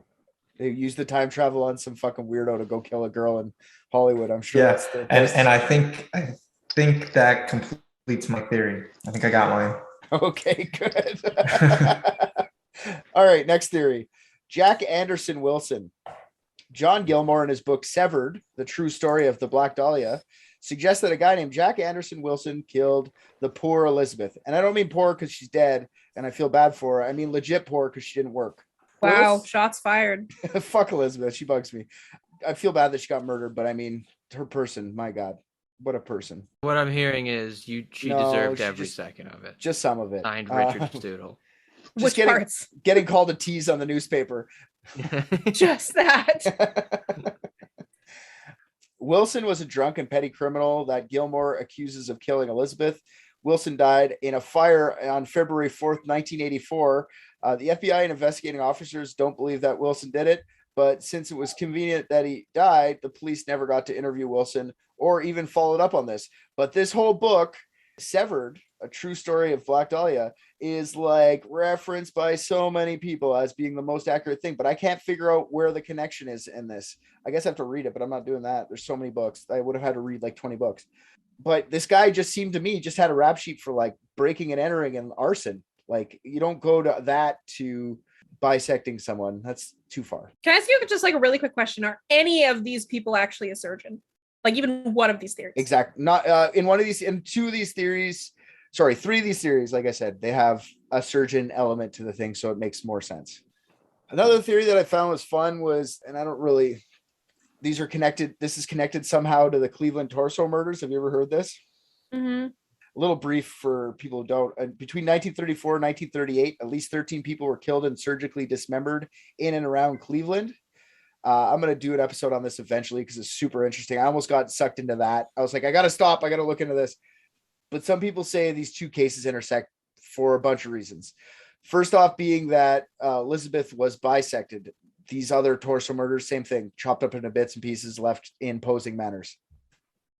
The cleanliness of Elizabeth is reminiscent of the Cleveland torsos. All the Cleveland torsos were all cleaned up, kind of like she was. The way, but they say in this theory too, they're saying that her hair was all brushed like the Cleveland torso murders, but her hair was matted with blood and stuff like that. So that doesn't really match. That's just a leap someone made. Yeah, I don't know. I mean, as we were looking at those pictures, I mean, one thing that struck me as I gazed into the middle of her abdomen was, wow, I've never seen something so clean. Everything about this is so if you think squeaky about it, clean. it really is for a murder scene, right? It's just not bloody. But there's no, like, she's not doesn't have dirt on her. She's not like she was dragged through. She looks like someone wiped down her body. She looks like clean. There was literally grass in her vagina. Yeah. I believe is from stuffing the shit in there. Like, I think he did that at the scene. I think he took the little chunk of meat and shoved it in her there. Oh, I'm sorry. I've never had grass in my vagina, and yet you're implying that she's somehow cleaner. Now, in the event that did happen, Celeste, would you be walking around with the grass and thinking, "My God, I'm so clean right now"? I can't say that I would, RJ. Okay, well, as someone who currently has grass in his asshole right now, I cannot wait till this is over so I can clean it out. My question is, have you ever had a chunk of your knee cut off and shoved into your vagina by a killer? By a killer? No. Yeah, no. You never been bored on a Saturday, Richard? You never wanted to hide a tattoo? I'm gonna find it up there. I don't know about the cleaning part. They say she was clean. I don't know about that whole thing. Her blood was matted with hair. Sure. The suspected weapon in both cases is a butcher's knife. And I'm like, okay, there's butcher knives everywhere though. Like, that's an easy assumption to make. It's not a very specific tool when you say a butcher's knife. I'm sorry. I'm not going with that one either. When you're butchering someone, all knives are butcher's knives. Exactly. Boom. Mic drop. I don't know about a paring knife though. I feel like you're not going to make much headway there. So the only reason I don't think it was the same person as the Cleveland torso murderer is just because, like, there wasn't another one. Like, it feels weird that after that much hype, they just stop at the Black Dahlia. Like, they have someone that they think it was that died for the Cleveland torso murderer. So I also thought, like, the timing was weird. Right before World War II, could have gone to war, come back, and been in California, and sure, that shit could happen. But I'm with Rick on that, because I think that if you're, well, for nothing less than the fact that it's the Cleveland torso murder, and this, everyone knows, if you're born in Cleveland, you'll be dying in Cleveland. You're not getting out. One more thing that's similar is the Cleveland torso murderers victims had abrasions around the wrist, neck, and ankles, just like Elizabeth. That could be anyone who's getting all these things. You're just taking a leap in logic, so it fits your narrative. But Elliot Ness, this is the reason I got into this. Elliot Ness, the Untouchables guy, like the famous guy who took down fucking Al Capone, he was investigating the Cleveland torso murderers, and he thought the two cases were intertwined. So Al Capone committed all of them. That makes sense. Hey, anything to get him arrested. Yeah, let's arrest that guy. Yeah, he's like, they're going to call me Scarface. I'll show him a Scarface. She did say that she was dating a Hollywood guy. Just saying. Yeah, there's all sorts of who she was dating. She's dating everybody. Fuck. I think we just determined who she was dating, but okay. Yeah, so Elliot Ness, he said he had a suspect that he died looking into it, and he never told anybody his suspect. He said, I know someone, they're good for it. I just got to be able to prove it. But he died. Oh my God. Don't you hate it when somebody at work just like holds on to how they do their job because of like job security or whatever? Like they're worried that they're not good enough and then they'll get fired. That sounds like what Elliot Ness was. He was an old man. This was like his retirement job looking into this. No, only I can do this way because I just know it really good. So like you work on something else. Look at all of these murders. Why don't you work on those? I'll be on this one. It's just hard, and I've been here a long time. I don't like that he didn't tell anybody, or at least leave a note. Like if you don't want to say anything, fine, just leave it in your will or something, my guy, and then somebody else can pick up where you left off. I think his will was busy. It was like, I am DB Cooper. Are they connected? I'm gonna go with no, but it's interesting that Elliot Ness, somebody who looked into it a lot, thought that was the case. Now, this guy here, the next guy, I thought this was a wackadoo one until I read more into it. I think this is the one I'm going to say right off the top. I'm pretty sure this is the guy. A guy named Walter Bailey. Dr. Walter Alonzo Bailey was a 67-year-old surgeon that lived only blocks from where Elizabeth's body was found. Elizabeth's older sister, Virginia, was friends with Bailey's daughter. Virginia was the maid of honor at Bailey's daughter's wedding. Bailey had been getting older, and he was starting to suffer from a degenerative brain disease. This brain disease was known to cause sudden violent outbursts. Bailey and his wife recently divorced in 1946 because Bailey was having a relationship with a female physician he worked with, Alexandra Partika. He and Partika had more in common, I guess. Everyone in the family was shocked because it was a weird shift in behavior. He would have never done that, but then all of a sudden came out and did it. Bailey's secretary said that he and Partika would take their dinner out and they would go into their little medical office and watch surgery videos and eat their supper together. Aw. Yeah, it's such a weird, disgusting thing to do. I need that in my life. After his autopsy, after Bailey died, he died in 48. Bailey was diagnosed with potentially having a mental condition called frontotemporal dementia. He had a lesion on his brain that matches up with the frontotemporal dementia. With this type of dementia, the drive for violence and sexuality can come up and get worse and worse, but it wouldn't really affect his sensory or motor skills, so he could still perform surgeries. Later on, the mistress claimed she knew, quote, a terrible secret about Bailey, and by keeping the secret, she got to be a big part of his will. Larry Harnish, writer for the LA Times, dug his feet into the Black Dahlia mystery in 1996. After all of his research, Harnish thought Bailey could be the killer, even with the brain deterioration and the fact that he was old. The old thing only comes up because it's the same reasoning as they said with a woman. He wouldn't be able to carry them. He's 67. You know what I mean? I find it hilarious. Yeah, what a combo. Well, that's why that's why he cut her in half. Yeah. Dude, I had to stop my grandmother, and I couldn't stop. She's a 70-year-old woman. I was bringing furniture in her house, and she was carrying a fucking kitchen table over her head through the front door. And I was like, "Grandma, stop!" And she's like, "I got it." That lady easily could have carried two halves of a woman at the same time. Yeah, but your grandma's from now 70-year-old. Have you ever watched like the Golden Girls? They're like 50 in that show. Well, that's like fair. I'm just saying, like, you grew older quicker back in those days, I think. Yeah. I don't know though. I'm just saying 67's not that old. He could fucking probably, but maybe that's why he needed to do it. No, that's some bullshit. Yeah, I know. 67, come on. Okay, so like even if it was in half, what would that be? Like 57 pounds per half? Exactly. Of a lady. Let's assume it's half the weight. Yeah, 60 pounds. But when it's like dead weight too, right? So it's harder. It's different. It's not like a box of stuff you can lift up. I mean, like if I'm carrying like a lower half, I'm gonna put like one leg over each shoulder. You know what I mean? Like, see, I honestly find it more of a pain to have to carry two things in to the crime scene. It's like when you get groceries, like just what's the issue? Stuff it all into one bag, or like, you know, as many as I can fit on my arm, so I have to make less trips. If you're committing a crime, you're not trying to make more than one trip. Put the legs over your shoulders, all right? And then like you take like her arms, like your lower half, and you just kind of like wrap those around your waist like a sweatshirt, and then bam, you're cooking. He's got a like degenerative brain disease that's supposed to increase your lust for violence and sex. Yeah. Okay, but he's still performing surgery. Yeah. Well. Yeah. Okay. Two things. One, he didn't have sex with her. Two, isn't it far more likely that the secret she was hiding was that he was like fucking people? Well, he didn't have sex with her in the traditional way, but you know, he stuffed his meat in her. Excuse me, what? Wasn't that what happened? He stuffed. That's how the grass got in there. Stuffed some of her meat in her, yeah, for sure. So she is the queer female.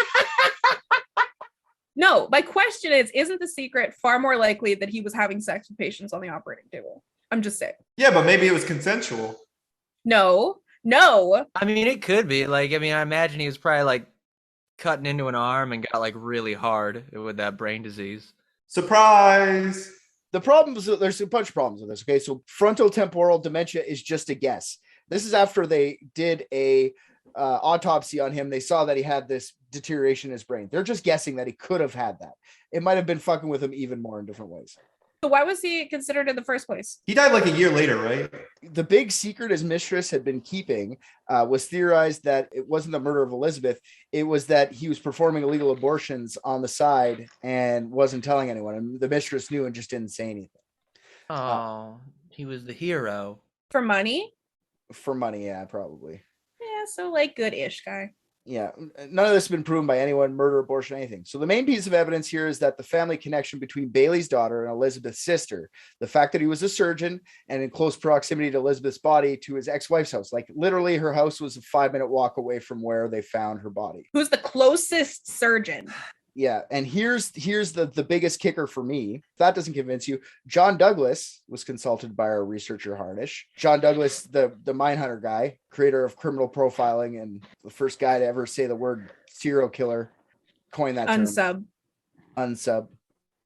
Douglas did a full profile on the Black Dahlia, and some of the stuff matched up with the police already thought. So, like I said, the place was close. The place could have meant something to the killer, i.e. close to his house. The most interesting part of the profile was this. Douglas let Harnish's theory get a little pulse when the fact that Elizabeth used to tell lies, the one about her son dying specifically. Okay. Dr. Bailey in 1920 had an 11-year-old son, and he actually got hit by a car and died. And the fact that he's not just a regular guy. So if he would have told her that story, since he was a doctor, Douglas said maybe he would have said, "Oh, how did he die? I also had a son that died." And when she couldn't sufficiently answer the question, this would have sent him off the deep end, especially if he did have the frontal temporal dementia. He would have set him off into a fucking rage, killed her. Personal vendetta is what John Douglas said. So this would have probably been the personal vendetta. And the fact that she was lying would have been the reason he would have given the Glasgow smile. Oh, you use your mouth like fucking liar, you know? I don't think John Douglas fully endorsed this theory about Dr. Bailey right now, but to me, it's like the closest one. It makes the most sense. Like, fuck, man, he knew the victim. He lived close by to her or to where her body was found. And he had a mental disease and died a year later from that same fucking mental shit. And his mistress had a big secret. A lot of that fits in. It's just nothing can really stick on that. You know, there's no hard evidence on that. Any thoughts on this fucking guy, Dr. Bailey? Well, my first thought is, how long has she been telling this lie? And this is the first person to say, "Oh, how'd he die?" No, but she would have been a doctor, so he could have asked like legit questions. Oh, did he have like whatever doctor thing? And then when she couldn't answer it, a bunch of people, like, you can lie to a shit ton of people, and then eventually one person's gonna catch you. I feel like I would need to know more about the guy, because if it were just like violence and sexual acts, it doesn't really make sense why he went fucking crazy and did everything with the body. Apparently he was a weird person too. Like the secretary, she said after he started his personality change, he became like watching those surgery films was really weird. It wasn't normal. He didn't do that before. So maybe he was just like getting all this shit in his mind. It just snapped on him. I don't know. I don't know. He's apparently because why do we have to think just because somebody kills somebody like one time like that, they have to do it again? You know what I mean? Like, well, he died a year later. Yeah. No, I'm not saying he has to do it again. I just think it's weird that like there's no proof of violence for him, and usually with dementia, it's not like be all end all. You're a different person. It's like you fade in and out. Well, I mean, like maybe it's not like defined as violence, but like surgery is so hardcore gory. Like, I mean, he was probably getting his kicks with that for some time, and then maybe it wasn't enough. He was like, "No, I gotta pose one of these motherfuckers." I don't know why he'd be invested in her enough to do that. Seems personal or anti-personal. What if somebody killed her and dropped it near his house to be like, "Yo, stop aborting babies," because they stuffed meat inside her? No, it's true. That's a good way. It's like, "Yo, motherfucker, stop aborting babies." He dies a year later because he's so scared. Hey, man, I didn't even think of that possibility, but you're right. There's weirdness to like they cut open the stomach area and did nothing. Yeah, because if he was aborting babies, why would he be against it all these years later, like 1 year before death? Oh, that's true. Maybe if he was crazy, maybe they didn't do anything inside of her, so she didn't have an abortion, right? Yeah, no. No, her uterus and everything was a normal small size for her age. Like no evidence of ever being pregnant. Oh, maybe he went crazy and like got like addicted to the abortion. and then like found her and then was like, come here, bitch, and then like held her down and tried to give her an abortion, but like there's no baby, so he just kept cutting, trying to find it. Like, oh, maybe it's up higher this time. Fuck, I can't see it. All right, here, and just cuts her in half and is like peering inside. Maybe. No, does that not have legs? Okay, that was funny, RJ. I'm sorry no one else acknowledged it. That was fucking Thank funny. you. You're welcome. Thank you. You're funny, RJ. Okay. We get it. Oh, all right. Wow, cool. Yeah, you're smart, Rick. We get it. You're going to figure this whole fucking thing out. If that's how we're going to do, that's the only way I'm going to address you now. Okay. You mean okay? Oh. I'm sorry. You opened the door on that. You should. It's fine. He can have it. Sorry, Rick. Do you want me to compliment you too? The next guy, this one's a funny one to me. I probably should have put this a little higher. Guy named George Knowlton. Now, Janice Knowlton thinks her father, George Knowlton, killed Elizabeth Short. Janice, who was a professional singer and public relations firm owner, says that when she was 10 years old, she saw her father beat Elizabeth to death with a claw hammer. According to Janice, Aunt Betty, as she called her, lived in a makeshift bedroom in their family's garage. Her father, George, had been having an affair with Elizabeth, and she was pregnant with his kid. She miscarries. He loses his mind and kills her with a hammer. She sure knows an awful lot for a 5-year-old. 10-year-old. Of her father's. Oh, sorry. Even so, of her father's personal goings on. Oh, for sure. Listen to this. Then Janice is forced to follow her father on a mission to get rid of the body. They first stopped at Seal Peach Pier, but the body didn't sink, so they had to go back in and grab it. That seems bullshit. One piece would be smaller than the other for her to carry. That's why they need to cut them up, because the kid's carrying them. Yeah, but like, why split it into? That's not an even sized at all. Like, you let her carry the head, and then you carry the rest of it. Exactly. So instead of getting the pier because it didn't sink, they just decided, you know what? Empty lot near houses. That's the better option. There's only 2 pieces of circumstantial evidence that even come close to supporting this. An early police report says they were looking for a man named George who drove a tan sedan. Her dad drove a tan LaSalle. And an actor named Ted Driscoll, who is now dead, by the way, said that he dated one of Elizabeth's roommates. And when he was visiting his girlfriend, he met a guy named George that had a lot in common with her dad, like deer hunting and talking a lot. Hobbies. That's what I mean. It's like, and this lady wrote a book about this, man. There's a bunch of fucking problems with this theory. Elizabeth's never pregnant. That's the first one. Let's pretend she was, though. Let's do that for a minute, okay? Janet remembered all this stuff after her mother and stepmother died in late 1980. So all of her parents were dead. Repressed memories start coming to the surface. She starts remembering stuff with her therapist, like her father molesting her father murdering a baby and bisecting that, and burying a woman in their own basement at home. She also remembered the whole Elizabeth thing. Janice was so convinced, she wrote the book about the whole thing. It's called Daddy Was the Black Dahlia Killer. Not even joking. She gets nuance and subtlety. Yeah, she gets spots of daytime television. Like I didn't write them down. I think Montello was one of them. Anyways, she gets the cops interested enough to go search her father's property. The cops comb down the property, rip it all apart, find nothing, and the story faded from popularity. After her death of an accidental overdose, her family said that all her stories and the novel really put strain on the family. No shit. All of it was untrue. Her father was a nice man and never did anything like that to anyone. He was known to be stern and ornery, but never violent. I just think this is a very sick lady who's probably mad at her dad for something or extremely mentally ill. So that happened. The whole book happened out of that. Or it all happened, and she's just confused because it's it's the 40s. Nobody's a good person. He just killed a different Elizabeth. And that one just didn't get as much coverage. Yeah, they just went wrong Elizabeth and threw the skull back into the hole at the property. Yeah. They're like, this isn't her. Come on. There's no rose tattoo stuffed in her lifeless vagina. This isn't her. What, there's a baby skeleton? That doesn't make headlines. Fuck you.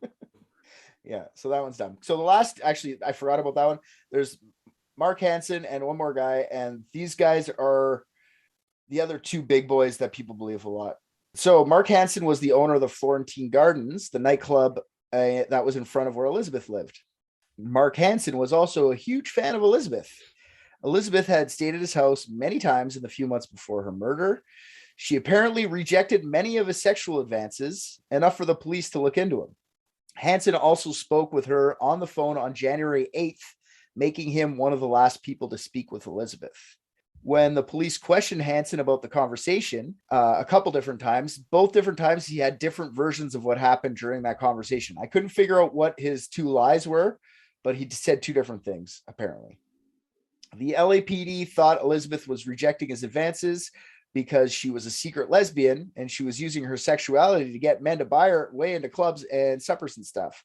This is likely also where the call girl thing came into place. I'm guessing the LAPD just said she's a fucking hooker. They just threw everything in there. Lesbian, sex worker, tease. They just threw that all at once. At the end of the day, it was her fault, regardless. Exactly. That's exactly what they did. There's also a camp that Hansen and Elizabeth were actually involved with each other. The package that was sent to the LA Examiner with her birth certificate and social security also included the gold embossed address book with his name on the front. So the book that was there actually said Mark Hansen on the front. Mark Hansen wasn't known for violence or being a very good doctor. He wasn't a doctor at all. But Hansen was friends with a violent doctor named Patrick S. O'Reilly. Apparently Hansen in his club, they had these fucking elaborate parties. They called them elaborate parties, but they were sex parties. Big fucking orgies. And apparently Patrick O'Reilly used to go to Hansen's little orgies. And they're buddies after that. That's where I meet all my bros, at the sex orgies, you know? That's where I meet all my cool friends. Where else do you meet a man named Patty O'Reilly? Ireland. Yeah, or a bar in the Irish part of town, slowly dying of liver failure because he's there every fucking night. If Elizabeth Hansen went to one of those sex parties with O'Reilly, maybe something bad happened there. Hansen was rich, and he could make a problem like that go away. Hansen supposedly had the police and organized crime working for him. The gangsters also were supposedly attending his elaborate parties. I've seen accounts that Detective Finis Brown helped cover up the crime for Hansen, but no real evidence to that. That's just somebody fucking saying that. Hansen was the prime suspect until at least 1951 and was never charged with anything. And in 1964, he dies of natural causes. He had no evidence of violent tendencies and was never in trouble with the law in any significant way, but that could just be because he had the cops in his pockets. This theory is like a sub-theory. This part is like a sub-theory of this. So Hansen just did it himself with Patrick O'Reilly, or theory Leslie, Dwayne Dillon, and Mark Hansen, and maybe a guy named Jeff all did it together. Fucking Jeff. Yeah, fucking Jeff. Hansen was also friends with a former mortician's assistant named Leslie Dillon. Although Mark Hansen didn't have the skill set required to bisect anyone, Leslie would have. Leslie was a bellhop at his place. Also, Leslie was actually the prime suspect in the murder of Elizabeth for a long time as well. But he would have done the killing at the behest of Mr. Hansen. Same MO as above with Hansen, except Dillon did the deed for him instead of O'Reilly. Apparently, Dillon knew a lot about the murder that police weren't letting out into the public when they questioned him. Like the fact that the police think that Elizabeth was murdered at a place called the Astor Motel. The Astor Motel owners, Harry and Clora Hoffman, admitted that on January 15th, they found a room that was filled with blood and feces.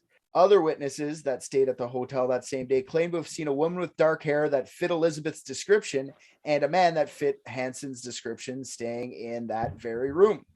Dillon was almost arrested after he sent a letter to the LAPD psychiatrist suggesting that a friend named Jeff Connors may have killed Elizabeth. Jeff killed her as a revenge for threatening to reveal an affair not considered proper by the average person. Jeff Connors was found, but gave a much different account, as much as he didn't even know Elizabeth or what he was talking about.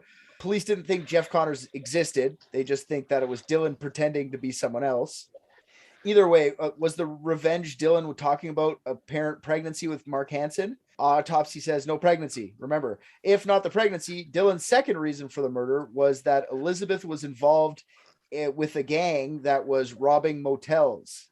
Now, did she threaten to expose these gangsters fucking robbing these hotels? Did she just tell the wrong person? The police let him off the hook because Finis was in his pocket, Hansen's pocket, and they just never got caught. She just got killed for doing that. I don't know. None of these three guys were ever arrested. But one weird thing about Leslie Dillon is that a few years later, he named his first daughter Elizabeth. So they take that as like I killed that bitch. Now I named a new one. Mark Hansen seems like he could be a guy to get away with this because he's a rich guy in LA with the same fucking all these people. But But yeah, so what do you guys think about Hansen? Nothing. I think he's likely because he has money, but that's about it. I've already formed my theory. Okay, perfect. So last one is Dr. George Hodel Jr. I thought when I went into this, I was like, this is the guy. But this, so Dr. Hodel got on the police radar in 1949 after his 14-year-old daughter Tamar accused him of molesting her. How does that connect? Here's something that you guys will like. After 3 witnesses testified that they had seen Dr. Hodel molest his daughter, Hodel was acquitted.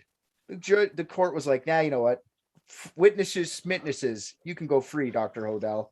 During the case, a grand jury heard the testimony from Lillian Dodorak, who lived with Hodel. She ascertained that the doctor had regularly been seen at the Biltmore Hotel, last place Elizabeth was seen. Dodorak also testified that she had seen Hodel with Elizabeth just days prior to them finding her body. So that stuff got her on the radar, but just so you guys know, later in life, she was committed to the state mental institution for being a crazy person. I don't know what that means either. It's the same thing as the other person. So maybe she was a sane person, maybe not. People don't take her whatever she said credibly though, because she was in a mental institution later on. So don't believe women, signed Richard Stoodle. No, I'm just telling you what people say. I say believer because I like. No, I heard what you Okay, said. cool. Yeah, you signed it. But yeah, this whole thing with Elizabeth being seen with him in 1949 at the trial got the police's ears up. So they actually bugged Hodel's home. Some of the recordings are very suggestive, but nothing's like a smoking gun. But he did say in the recordings, quote, supposing I did kill the Black Dahlia, they couldn't prove it now. They can't talk to my secretary because she's dead now. So everyone went, what? And the secretary Dr. Hodel is talking about is a lady named Ruth Spalding. She died of an overdose in 1945, and the police suspected Hodel of killing her at that time. Couldn't prove anything. She was found near a bunch of burnt papers of hers that were later discovered to be evidence that Dr. Hodel was giving false diagnoses and charging people extra, like he was just fraud. Hodel is suspected of killed her because she was about to bring all this shit to the police. He was also an abortionist during the time, but he was a doctor for venereal disease. He used to do anyways, but he was into art, this is the interesting part with this guy. He was into surreal art. A guy named Man Ray was one of his buddies. People think that Hodel posed Elizabeth's body in a manner of a surreal art piece only meant for his surreal artist friend, Man Ray. Man Ray apparently was their family photographer. Man Ray is somewhat famous in the art world, especially the surrealist art movement stuff. If you look at his art piece, The Minotaur, you can see why positioning the Black Dahlia would be similar to something Man Ray would make. So if you look up Minotaur Man Ray, you'll see a photo of a lady, their breasts and her stomach, and it kind of looks like a Minotaur. And this is how Elizabeth Smart's posed. I don't know. A lot of fine art people see the murders, the photos, and they go yeah, this is supposed to be surreal art. This is someone trying to put us into a surreal mindset. Apparently George Hodel wanted to be an artist. He had a different brain. He had the doctor brain. He didn't have the artist brain. So is he trying to out surreal the surrealist guy? Was he just making this art piece? Was this an art piece? Retired LAPD detective Steve Hodel, son of George Hodel, Dr. George Hodel, believes his father was the killer of the Black Dahlia. Now, he looked into his father for years, even into his retirement, past his working years. He wrote a book on the subject, Black Dahlia Adventure, A Genius for Murder. When his dad died, Steve got into one of his old photo albums. Steve thought that there was a bunch of photos of family and random people, but there was 2 photos that looked like Elizabeth Short. And he starts to go, what? Elizabeth Short with my dad? What does this mean? And then he goes to look at the list of suspects for the Black Dahlia, and he sees his dad was actually on the original list of 22 suspects for the Black Dahlia. He goes down lots of rabbit holes, Steve Hodel does, especially the 1949 grand jury hearings with the recordings that the police made. Then he starts finding stuff that could be evidence if his assumptions are correct. He got a letter from some guy named W. Glenn Martin. W. Glenn Martin was a police informant. He found a letter that says that GH is the killer of Black Dahlia, and the other lady who died a few years later, Louise Springer, a 28-year-old who was strangled to death. Steve Hodel knows for a fact that GH stands for George Hodel. Why? I don't know. He just makes that gigantor jump of an assumption. Police informants, I get it. You kind of try to be a coding because you're trying to talk to your police officer without getting busted. But Steve Hodel, super like sure of it. Like I said, he was on the police radar. That gave him the big clue but like that was with 21 other people. It could be a fucking any one of those 21 people or more or different, anybody else. Steve Hodel does this a lot. I could go through like all the evidence I could find, but it's always like this GH thing. It's always like make a giant assumption and then my dad did it. GH could mean anything. But the biggest piece of evidence towards Dr. George Hodel for me is two things. First, Hodel leaves America to go live in the Philippines and starts a new family in 1950 and stays there for 40 years. Maybe he didn't stop and he went over to the Philippines and started killing people over in a poor country. They definitely say that. And then the podcast Root of Evil, made by the Hodels' surviving family, they make this guy look for sure like he could be the Black Dahlia killer. That's why I got into that. When I got into this, I was like, George Hodel's the guy for sure after listening to that podcast. Now that I've read a bunch, I'm like, I don't know, fucking Steve Hodel makes a bunch of jumps, but the whole family's part of the podcast, including Steve Hodel. Just here's one more little bit for you guys. Steve Hodel thinks his dad was actually the Zodiac and also the lipstick killer. He thinks his dad used to come back to America every once in a while, commit a murder, and then go back to the Philippines. This is why this guy lost all credibility. He said a bunch of dumb shit. Otherwise, the stuff would have kind of like fit in, but it doesn't. Someone might have daddy issues. Yeah, that's kind of what I think. But this guy's a piece of shit. He's a horrible trash bag of a human. And the podcast Root of Evil is amazing. I binged it in 2 days. It's really good. A long time ago. It came out in 2019 or something, but it's really good. And it made me think Hodel was the guy, but like I haven't read this much into it until now, so I don't know now. I think it's still Dr. Bailey. That's my opinion. Thoughts so far, and then you guys can fucking rip this shit apart. Pun intended. Pun intended. You guys can carefully bisect this thing apart and then pose it. Mm-hmm. Not to show you how to do your job, but I already got this. It's fine. All right, I like it. Oh, all right. So it's a contest between you and Rick. He looks like he's also chomping at the bit. I guess we'll see. I would say ladies first, but that's an old 1940s concept. Yeah. Let's let Rick go first. Let Rick go first. Yeah, I let have me to bring it pee, home so- on this one. Yeah. Go ahead, Rick. I'm gonna go with the Joseph Dumais guy was sent back in time by the military, right? But he messed up and he didn't go back far enough, right? So right after World War II, they're trying to kill Hitler. Typical New Jersey military fucks up. He only gets sent back a little bit. Ah, yes, the military of New Jersey. Yes. Yeah. Well, he was in New Jersey and the military. I kind of just shorthanded that one, but sure. He ends up meeting Elizabeth Short, who, unable to find acting work, but so dedicated to the craft, decided that she needed to figure out how to time travel into the future because she was ahead of her time. Okay. So she does travel into the future, right? And she ends up meeting Tim Burton, Okay. Right. who thinks immediately that she should be cast in the role of Edward Scissorhands. Okay. So he's thinking super far in advance and has her body sent back after the film, back in time, all mutilated. Nice. The Edward Scissorhands defense or offense. Yeah. The Edward Scissorhands offense. I like it. That's her. Maybe then Amber Heard wasn't wrong. Maybe Johnny Depp was very abusive. He's gonna do something like that. That's true. So you're saying Johnny Depp did it in the future? Okay. So well, are we hashtag Amber Hearding it or Amber Heard ya? I don't think we should hashtag Amber Heard anything. Hashtag Amber Heard ya. So just to clarify, it was Johnny Depp that killed her because he wanted the role of Edward Scissorhands. No, it was definitely Tim Burton. Then Oh, how does Johnny Depp play into Tim- this? Okay. He didn't. But he did. Oh, I thought he was just because Johnny Depp is Edward Scissorhands. No. Apparently. Oh, it's not Johnny Depp at all. That's the Black Dahlia. Yeah. Oh, I Right. see. They just gave the film credit to Johnny Depp. Mm-hmm. So Elizabeth Short did Okay. become famous. And Johnny Depp, here's how Johnny Depp gets it. He stole his career off of her. Like a man would, Oh. because That's the next lawsuit. Yeah, that's- Just wait. yeah. Yep. So So was it also her in Friday the 13th then? No, and he wasn't in Friday the 13th. He was in Nightmare Nightmare. on Elm Elm Street. Street. Thank you. whatever it was, Amber Heard ya. Hashtag Amber Heard ya. This is a pro Amber Heard podcast. Going against the grain here. I am willing to adopt Rick's theory with some small adjustments. Okay. Wait, was yours close to By that? putting Johnny Depp in Friday the 13th. If yours was anywhere near that, then we have a problem. It was a little bit near that. So it wasn't Johnny Depp, let's just say that, but I'm on board for Johnny Depp.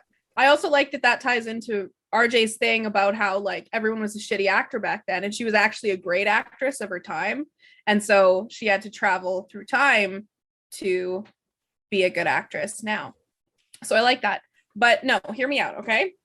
She followed in the family footsteps and she faked her death. She faked her death. That's what we're going with. She faked her death. Oh damn! It was an actual mannequin. Yeah, like Betty Bessinger was very scared. Hear me out. You're Hear me out. telling me The only part of that. she shoved meat into herself? You shut up. The only part of that body that was actually her was she cut off her own tattoo so that she could shove it up the vagina of the fake Elizabeth Short. Okay. So she doesn't have the tattoo now, hence why Johnny Depp doesn't have that tattoo. So she faked her death and then time traveled into the future where she was Edward Scissorhands. Oh. And also, she's just Johnny Depp. She's every role since then. She is also. Oh. I completely agree with all of that.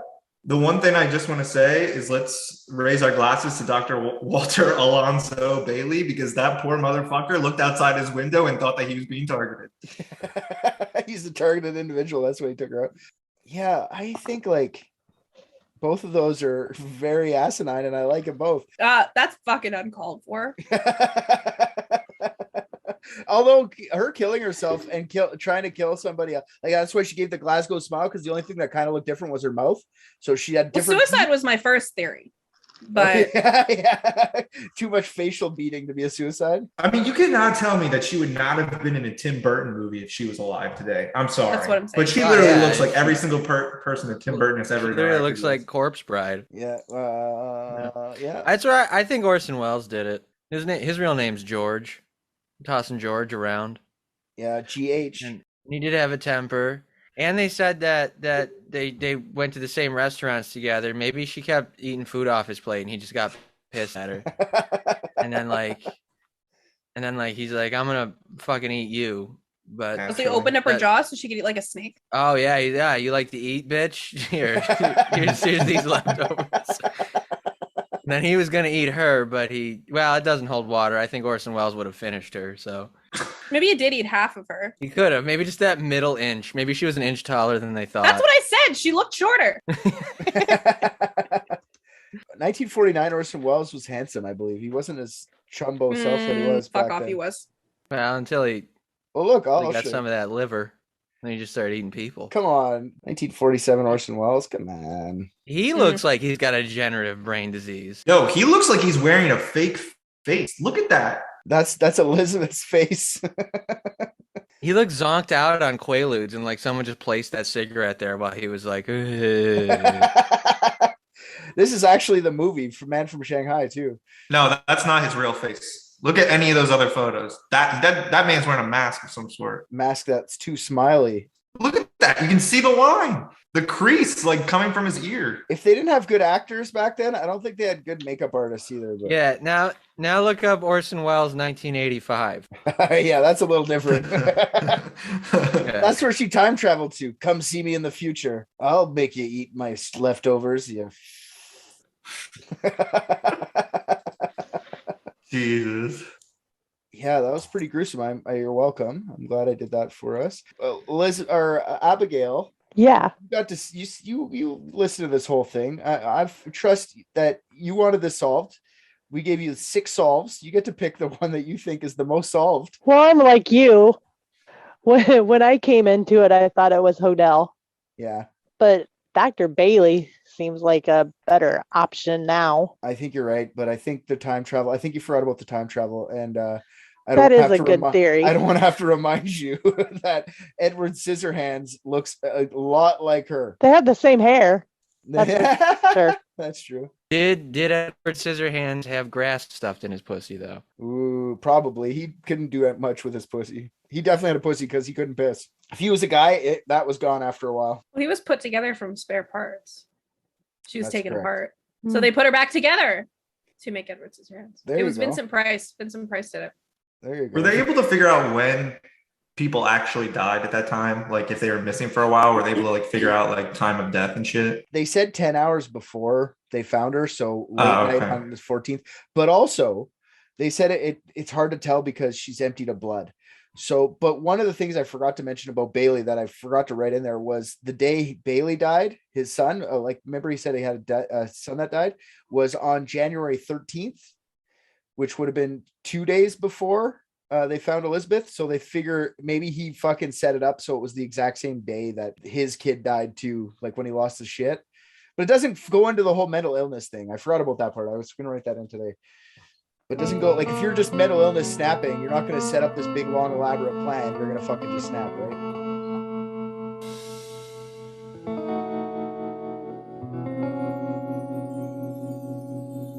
Okay, well, thanks for the candles, discounts. Is that what we're going to get out of this, Abigail? Are you feel survived? Oh no, I just got a 2-for-1. You guys are getting one candle. I'm getting one candle. Oh yeah, Celeste is getting Well, one candle. Well, that's bullshit. It smells like shit in here. That's your Why do you fault. think I never come visit? Because we don't have a candle. That's not fair for you to take it. We had a Oh, so if candle I and you leave a come visit. candle, I have to come visit more? Hard pass. No, well, you don't have to, but I mean, it would just wouldn't be as awful. I'll tell you what, make Richard leave and it'll smell better in here. And I'll come visit more. Well, all right. It's not Richard's fault that he loves Lindbergh cheese and sourdough sandwiches, but only ever takes one bite out of them and then leaves them around the office. Okay. Yeah, I get it's a very full. specific condition. I'm a nibbler. Could we clean up the sandwiches? Sure, but then Richard would starve to death. So That's what I think the Abigail was for, compromise- but she was in jail, but now she's here. right, and now we're under stacks and stacks of sandwiches to the point where I'm pretty sure there's dead cats underneath some of these piles. So where are you going to put a candle? So I get the candle. We're We'll agreed. We'll move 2 of these sandwiches, and then that leaves a level plane on this pile of sandwiches, and we'll balance the candle on there. These sandwiches are a fire hazard. I'm not giving you an Sourdough is a moist bread, Celeste. It was once. Have you ever been around Richard? You get unmoist real fast. Yeah, but he also has a habit of just spitting everywhere. So we know that. So it's wet enough, damp enough in here. I'm a nibbler and a spitter. Yeah. And a dribbler. And a dribbler. Yeah. Nib spits and dribs. That's what we know about. That's what it says on my office door. Yeah, that's the sign I made. Well, it's been nice to see you, Abigail. I hope we solved that for you, and we're gonna invest in with this. We're gonna take this candle and bring it to the bank and invest it so we can get more candles. That's how money works, right? It's my fucking candle. No. All right. Well, we'll discuss the custody of the candle and come up with an arrangement. I'm your boss. Yeah, I did right by you guys, and you screwed me over. Well, let's not live in the past, Abigail. Let's move on to the future. And here, have a sandwich. Oh, great! Looks like it's been sitting for a week. No, it's fresh. Feel how moist it is. Or is that one of the spit ones? That's No, a dribble. a That's spit dribble. one. I'd rather have spit. You guys are really pathetic. Just keep the candle. Just Oh, you guys are so fucked. You don't even know how fucked you are yet. What does that mean? Oh, you'll find out.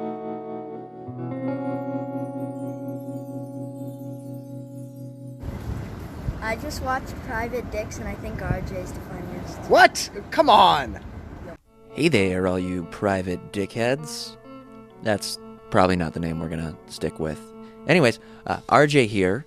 I am here to tell you thank you for listening to another episode of Private Dicks. If you liked what you heard, go on Apple Podcasts, Spotify, anywhere they take your reviews, drop us 5 stars, say something nice. Also, what you just heard was from last season. If you want current episodes as they're dropped, head on over to patreon.com and search up Unethical Podcast. That's our mother podcast. I was not aware Private Dicks was a spin-off. I'm going to renegotiate my contract. On Patreon is a full 16-episode season more of Private Dicks, uncut videos of each episode, and many more things are getting added all the time. You can also find all of Unethical's content on there, so go listen to that. And if you're already a patron, fuck yeah, dude. You're the best.